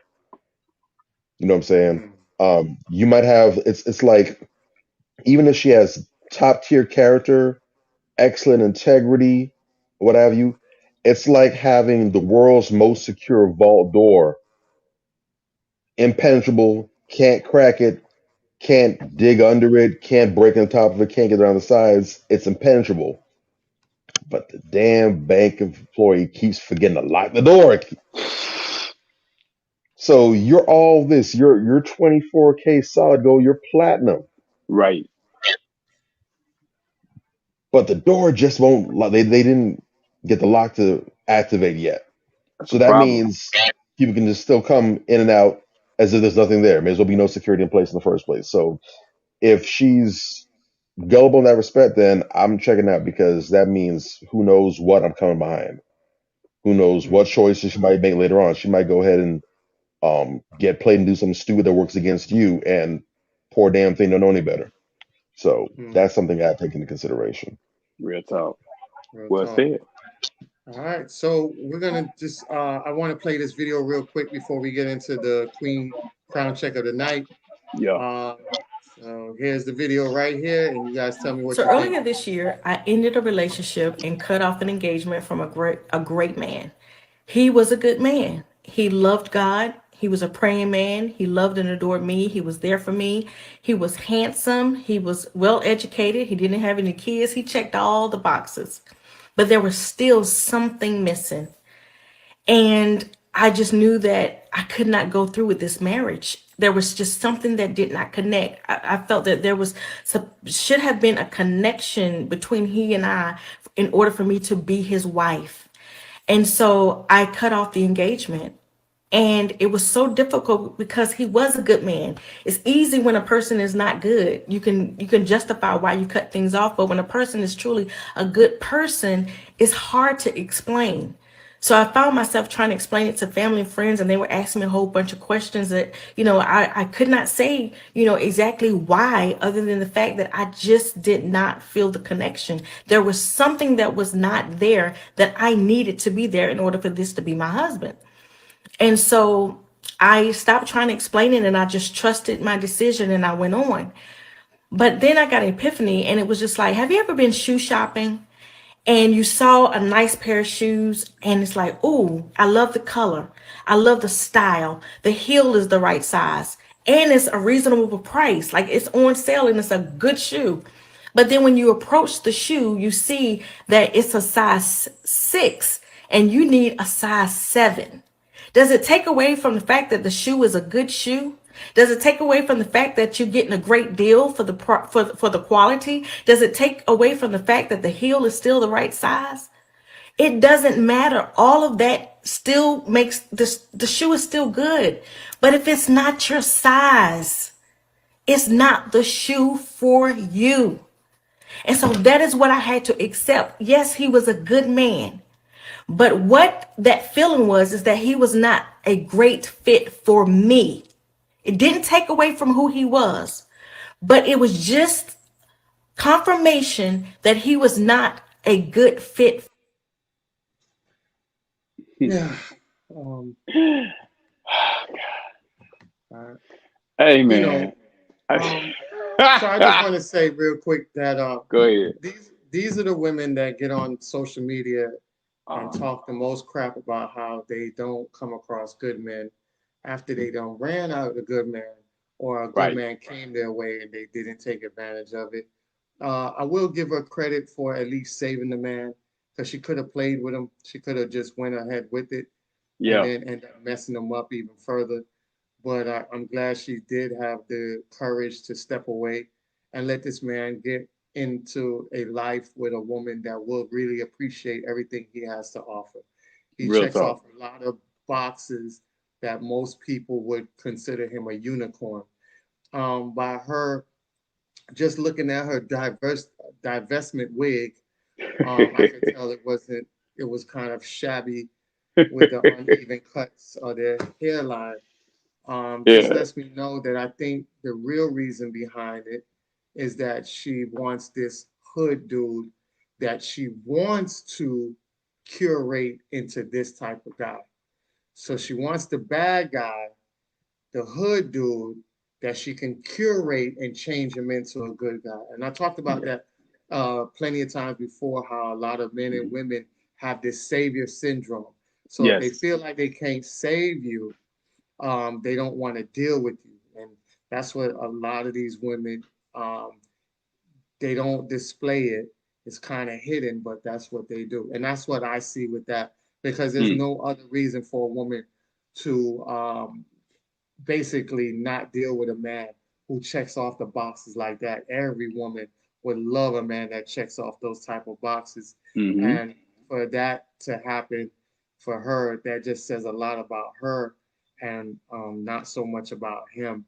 And I just, me personally, um, like I said, these type of women complain about it later on down the road, and those are the ones that want to circle back when they have like 5 children, no jobs, nothing going for themselves, Yeah. and they wasted uh, their prime era trying to look for their perfect person that they want to get into a relationship with. So that's all I had to say about that. Bruh. This woman, I, you can't fix stupid. I mean, God bless her. She's entitled to her own opinion. You know what I mean? And about the only good thing to come out of that whole, meme and that video, whatever the case may be, is that she did break off the engagement, but she still wasted this man's time in that she even allowed it to lead up to an engagement. Women always talk about how men waste their time, and this, that, and the third. But with this type of thing, I didn't see that anywhere in the comments about how she wasted this man's time. And she's saying out of her own mouth, this is a great man. Like you said, sounds like a unicorn, right? She's saying this out of her own mouth. And I asked some of the sisters, because predictably, it's always going to be sisters that's caping for this type of stuff from a female whenever you post about it, right? So I said to the sisters, okay, well, she's saying that he was a great man, but just not great for her. And my question is, why is it that very often the great men are not great for you, but the sorry niggas are? You understand what I'm saying? Like, I know some of these women, I know their baby daddies, I know how they talk about their baby daddies, and they're out here caping for this woman, taking not a good, but a great man and just squandering her opportunity with him. I think that women need to come to the realization that there are a finite number of men out here. You know what I'm saying? Like, this is not, you don't have infinite options. You know what I'm saying? When you come across a great man, you need to figure it out and make it work. You understand? Like that is an L for the culture. That's a win for that guy. It's an L for her. It's an L for the culture because that's that same type of woman who's going to come back 15 years later talking about, hey, big head, when you got your medical degree or your degree in engineering and you done married another woman and y'all happy and y'all out here mashing. She's gonna come back into the picture with her divestment wig, 10 pounds of makeup, and drag queen eyelashes and try to smash everything that you got going for yourself. I'm sorry. The look that she has just tells me that she's gonna talk that way. You understand what I'm saying? Like, it's unfortunate, but you can kind of look at people sometimes and you can just tell, like you said, the divestment wig was serious. You know what I'm saying? Not a bad looking sister at all. That's another unfortunate one. Not a bad looking sister. She seems fairly intelligent, from the way she's speaking. She understands things. She seems pretty self aware, to a degree. But, bruh, I don't like to see sisters take L's, especially self-inflicted L's, rather. Self-inflicted L's. I don't get it. Why is it that the great guy is very seldom the great guy for you? That's the question that I want to hear sisters answer. You know what I'm saying? Because that just don't make no damn sense, what she's saying. If he was so great, y'all should be married and working on your first child by now. That's how I see it. But what do I know? You know what I'm saying? Like, what the hell do I know? I swear a lot of sisters just, they will snatch, what's that word? What's the term? Snatch victory from the jaws of defeat or something like that. In other words, they'll just find a way to lose. In You this know what I'm case, saying? it's the jaws of victory. Snatch defeat from the They jaws of won't, victory. they won't Exactly. let, My they bad. won't let the It's third snatch win. defeat from the jaws of victory. They'll just find a way to lose. To me, that's what that video is doing. She's just finding a way to lose because women complain constantly. I see them all day on social media. I overhear them in the supermarket complaining about the poor quality of men that are out here. Where all the good men? That. You got a great one, and you just throw away the opportunity. It's ridiculous, bro. You know what I'm saying? But that's a choice. And I would rather her do that, as much as it annoys me. I would rather see her do that than, get into this man's program and do something stupid and damage him for life, and destroy that family that they would have created. I'd rather see her take this approach. So shout out to her. God bless her. I wish her the best. That's my 2 cents. I actually coined the whole hashtag behind not just that, but in general, people just are the cause of their own misfortunes. I just created hashtag self-inflicted gunshot wounds or hashtag Pike Burris, just 40 cal right in the big toe. Yeah. Um, I'm in alignment with you. I don't knock her. My criticism isn't against her as a person. It's more of the decisions she's made. Um, Unlike Miss Ebony K. Williams, hint, hint, hint, you notice how there was no condescension in the voice. Agreed. There wasn't any sort of negative. There was actually nothing negative she just said, other than, something was just missing. And she decided to go ahead and fall on a sword, and rather than let things get any further than they were going, which would have been marriage, because they already cleared it to engagement phase, she decided to cut the losses now rather than do it later on. Um, And I don't really see her as a villain in this. I think maybe, I'm trying to be understanding here as well. Right. I do believe that sometimes there are some intangibles that you can't necessarily check off a list. And it could have True. been a trait or something that's now, because she seems to be a very respectful sister, it could have been that she does know what was missing and she just didn't want to put it out there. Kudos to her, because we need more of that. You have too many True. sisters, especially if it's for social media, for attention. They'll, even if they do it in a loving way, they'll go ahead and put all your business out there. And it's like, well, damn, you're just throwing a man under the bus for some clout. She didn't do that. So Agreed. I give her huge credit for that because I wish more people would do that. You can actually be transparent without putting a whole microscope on your partner. If you want to go ahead and open yourself for examination, cool. Right. You don't have to go ahead and subject your partner to that, especially without their consent. So Hmm. big ups are definitely a template to follow. That being said, um, it is possible to have someone who is a great mate in many respects, but they're just not the person for you because, like we talked about with men, especially, you have to be able to fit into someone's system. They fit into yours. Right. It could have been that he was a great man in every respect, but just didn't match all the boxes. There's nothing wrong with that. It's possible. Like you said, I don't want her coming back years later on as though she didn't have any opportunities, and I'm hoping she's not going to do that. There's a lot of pros to how she conducted herself, so she might not be one of those ones who do, or if it does happen, she'll keep it to herself. Mm. But I don't want her to be one of those women who comes back later on and pretends as though she never really had a shot. There was never any good, decent dudes around. There was just an abundance Mm. of dust and bums and ne'er do wells and stuff. Yeah. Don't do that. I don't think she will, but don't do that because I have seen Yeah. sisters do that. And there have been some situations where I've actually had inside information. I saw it firsthand, or I knew others who knew the situation. And when they come talking that, poor me, woe is me, or no good men around, Mm. if I wanted to, I could bust the whole flow of the day and raise my hand like, objection, Mm. Your Honor. That's a new era 5450 snapback cap. Yeah. Yeah. I could bust the whole thing up. I'm not Hmm. gonna I'm gonna let you live if you don't piss me off. But I've seen that happen. Compatibility is funny in that regard because you do have some people who will do that, and I didn't see her in that light, but I saw this as another side of the coin Mm. of what I've taken to coining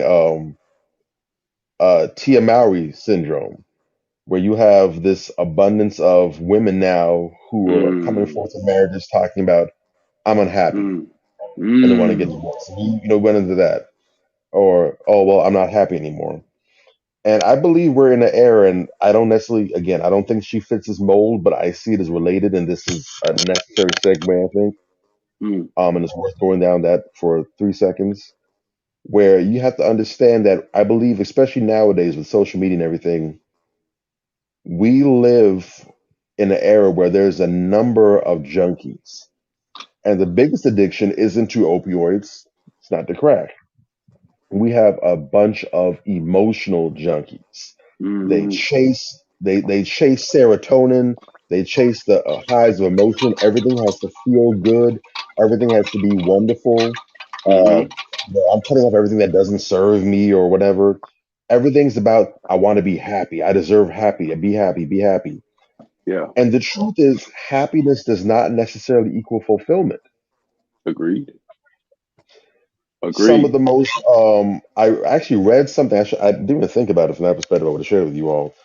I read something earlier in the week that was talking about how you have people who search for happiness, but happiness doesn't necessarily make you happy. Purpose can be more fulfilling. Perfect Mm. examples you have in the source I was listening to was a podcast. I remember now. He was talking about he was a psychologist. He was talking about how he did talk to one person who worked as a grief counselor just before the pandemic. And he said serving as a grief counselor was one of the hardest jobs he's ever had to do. It's not anything he necessarily envisioned himself doing once he got into psychology. And he oftentimes heard a lot of sad stories, a lot of painful things. And it didn't always feel good. Sometimes you would come home from work, kind of depressed and dejected because of the stuff that he was carrying from listening to these people. Mm. But he said some of the most rewarding work he's done in his career was as a grief counselor because knowing that he was able to give comfort to these people who was going through it, who at the Dope. lowest time giving them hope, that made him feel so good and he knew he made a huge difference in their lives. Was he happy doing the work? Not really. Mm. But he felt better. He felt good. He felt like he had purpose. Like what he did mattered in the world. He wasn't doing some bullshit fluff stuff. What he did actually made a real difference. Chasing happiness will lead you to addiction because it's going to push you into a whole bunch of things, whether it's drugs or otherwise, that aren't necessarily best for you. And when you get to this idea that you're in relationships and I'm going to leave because I'm not happy, I don't feel happy anymore, that's not what marriage is about. I commented on that same thing earlier, and I said when we were talking about that, it was a video that I shared. And again, I should have tossed in with this, would have fit in just perfectly. But in a comment I made to someone else, I said, the truth is that when you're not happy in a relationship, that's when it matters the most. And I'll brazenly say this as a never married bachelor, but your marriage really isn't valid until you reach that point and persevere through it. Because more than ever, it seems that when couples hit that bump, that's when they cheat, leave, stop trying, etc. Commitment is about doing what you said you do long after the mood you said it in is gone. It doesn't have a damn thing to do with feelings and emotions. And unfortunately, most people today are no different from crack or opioid junkies in their need to chase an emotional high. So your marriage, the purpose of your marriage isn't to make you happy. If that's the case, get a damn dog, get a cat, get something else, get a house plant. Probably need to get all those. The purpose of marriage is to build something that is going to outlive you. You come together, Okay. you have children, you build a legacy, you pass down wealth and resources, you pass your baton to the next generation to prove it. And even if you decide you don't want to have children, it's about building a team where you can take on life together. You make life worth it because you have a partner, you have a comrade, someone who's going to be there for you in the highs and lows. You can share your victories with, you can share your struggles with. You basically have what they would call in the military a battle buddy. If you want to take a negative approach and see life as a prison, well, you're choosing your cellmate, and the right cellmate can make your sentence a breeze or it can make it hell. But you're choosing someone that you can tackle this thing called life with together. That's not always about being happy. Sometimes they're going to get on your nerves, but sometimes you're going to get on their damn nerves too. But it's about someone who's not going to give up on you. They're going to stick there and tough it out with you, and hopefully you will do the same. So if in the end with someone there great to check all the boxes, but you don't feel like you're going to be able to make that commitment with, then do like the sister did and break it off. And don't feel that because you made it this far that you have to see it the rest of the way. Don't do that. If you really don't think that you're going to be able to tough it out, you feel like there's something missing, call it off. But also, again, preferences. Be realistic now, because you're not a perfect person as well.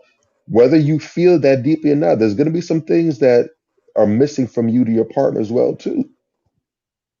So what's the trade-off? Can you, if you have 9 boxes checked out of 10, can you live with that one box being missing?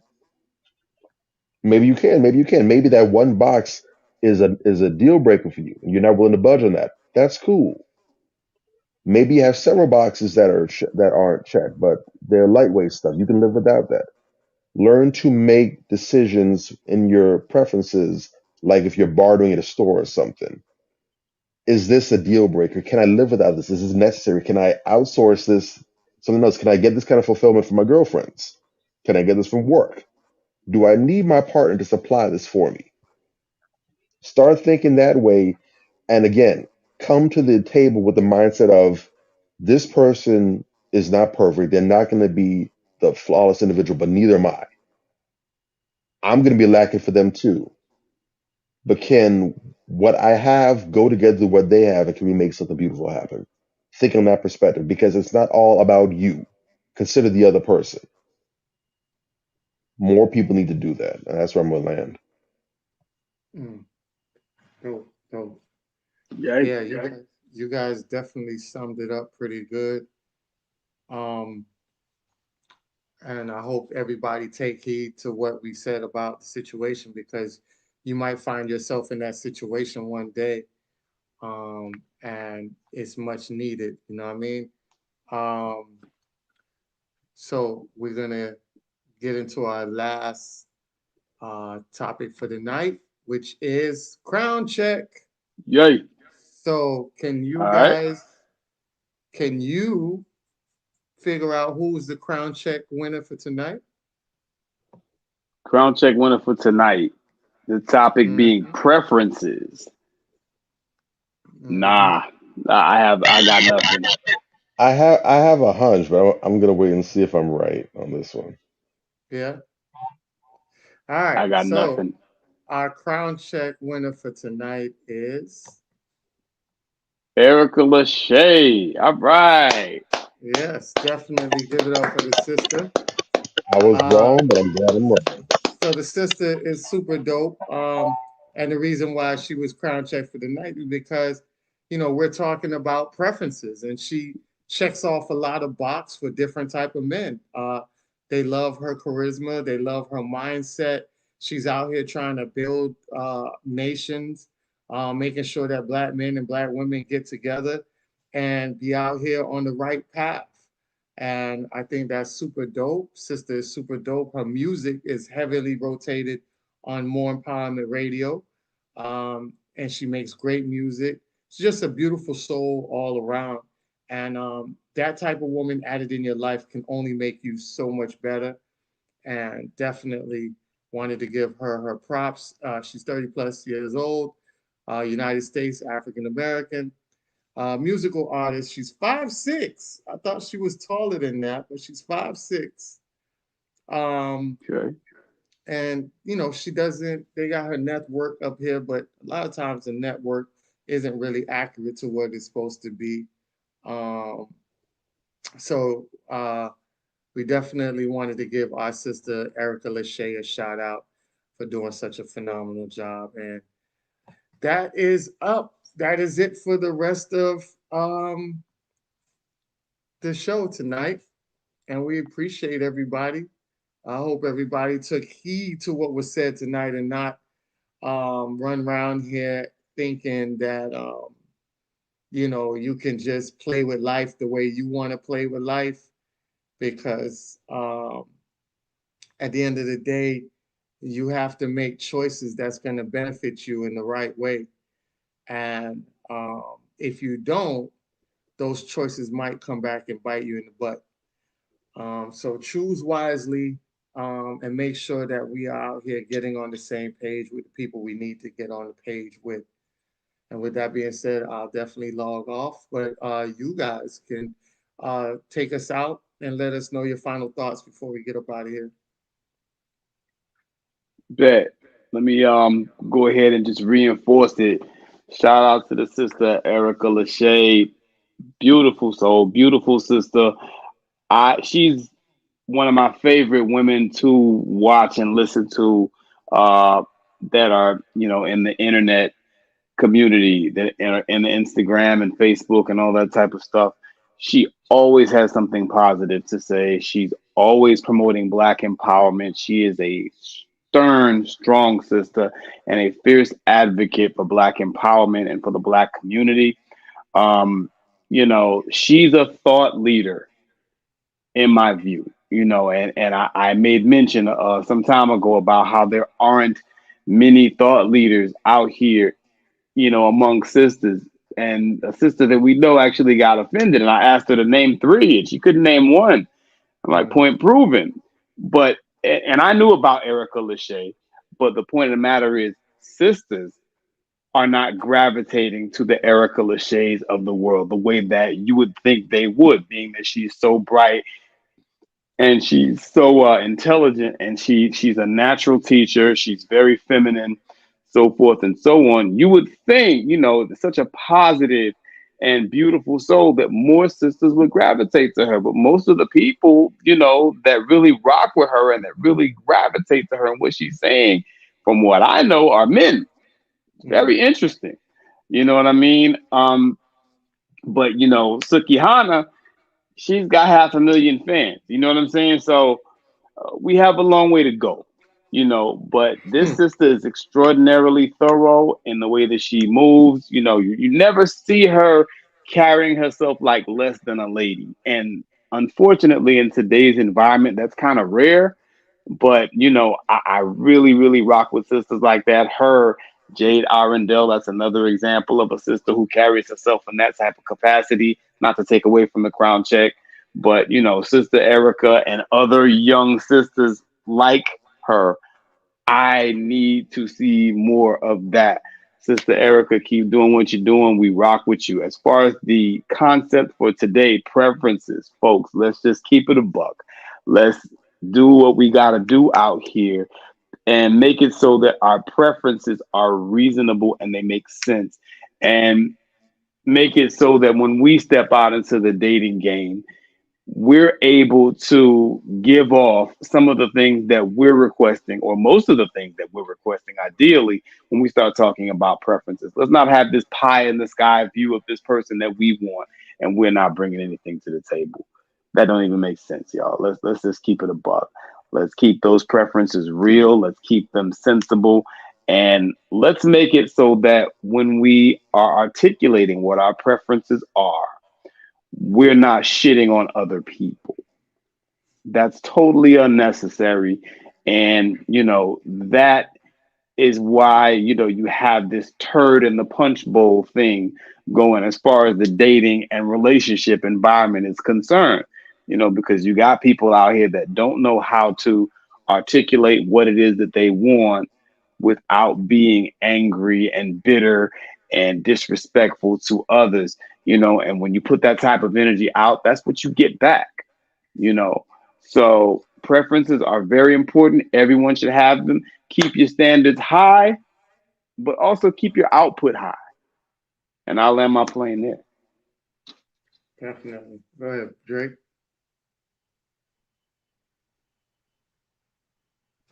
You're on mute. We can't hear you, bro. Let me on mute. Drake? Yeah, you on mute, bro. You're on mute. You can't unmute yourself? Yeah. Mm. Hold on. Let me see. Can you All right, unmute him, go ahead. Ant? Yeah. There you go. Can you guys hear me? Yeah. Okay, weird. Technical difficulties. My whole thing just froze up on me just now. Uh-oh. Apologies for that. But yeah, big salute and shout out to Sister Erica Lachey. Loving the choice, sweet sister, wholesome person, love it to death. I feel terrible. I actually didn't even know that she was a music artist. So I just went ahead and made sure I gave her a good old fashioned Spotify follow, so she got a new fan over here. Definitely want to shout out because apparently she has a not brand new, but she did drop a single recently back in February called Stingy. So make sure y'all go ahead, give that some spins, show that some love. Dope. Support the sister.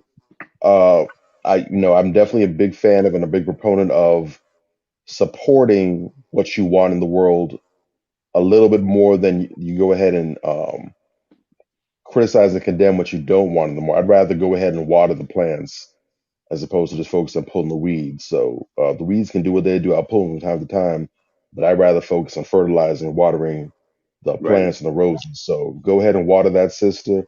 You want to see more Erica Lachey's in the world? Support the ones you got now. Don't sit back and just bitch and moan and whine. Oh, well, do we have any decent women? And then you have them right here, and they're just wilting by the wayside. What's the point of that? Real talk.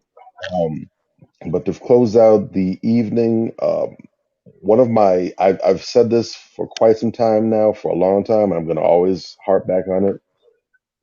There's no magic or trick with preferences and dating for the most part. It's relatively simple. You have your preferences. Other people have their preferences as well too. You have your type. Your type has type as well too.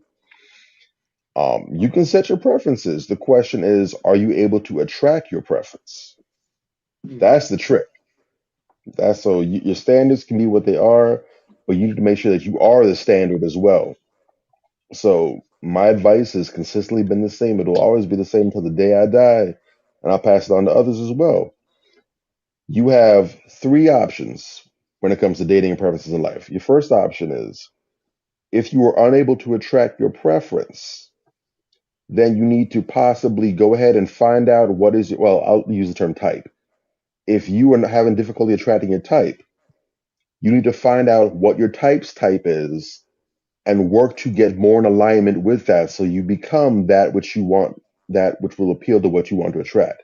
It's the first option. If you're not feeling that one, your second option is, find out whose type you are. So who is it that is gravitating towards you? Start letting them people get a chance to get some play. So go ahead and change your type to that of those who are gravitating towards you.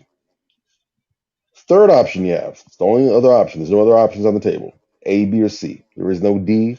You can't bubble in your own answer. Choice C. Find out what type of pet you prefer, dog or cat, or hamster or gerbil. You can do something exotic. Find out what kind of plants you like, and y'all get those, build a little ecosystem, and you can die alone. Because nobody else has time for your nonsense. There you go. You want to go ahead and be difficult and stubborn and obstinate. Who do you expect to deal with that, and why? It's very simple. Get into alignment with your type. Get into your type's alignment, or get into the acceptance of those whose type you are, or die alone. That's it. There's no magic to it. It's that simple. Um, you're not gonna find another answer. You're wasting time. And why would you want to set yourself to be a martyr for a cause that has no guaranteed result? No, that's what the choices are. And you can find happiness there. Hmm. Yeah, that's what you're interested. You can find fulfillment there. You can find someone that challenges you and makes you better, and you can return that and be a force multiplier for them as well too. Do that. Don't get lost in the weeds with the social media and internet nonsense and unreality TV nonsense. Come to the real world. Come to reality. It's much better here, I promise. That's all we got. There it is. Hmm. All right. So that concludes our show for tonight. Hope you guys got the definite good gems, and make sure that you guys tune in to us next week. Always going to have you dope shows and always going to give you the correct narratives going on. So you can watch all the Breakfast Club you want and watch all these other platforms, but to get the right correct narrative with some gems, make sure you tell a friend and tell a friend to come here on Manifestation's platform so you can get the right ones. And if anybody disagrees or doesn't have a line up with what we're saying, then guess See what? me. Come down here and see us, See and me. let's get this thing cracking. Fool. All right. Yeah, So with that being yeah. said, we're definitely up out of here. And I Mhm. appreciate you guys for coming in. And salute Like, to my share, brothers. subscribe. Like, share, subscribe, baby. All right. There you go. Peace. Yay.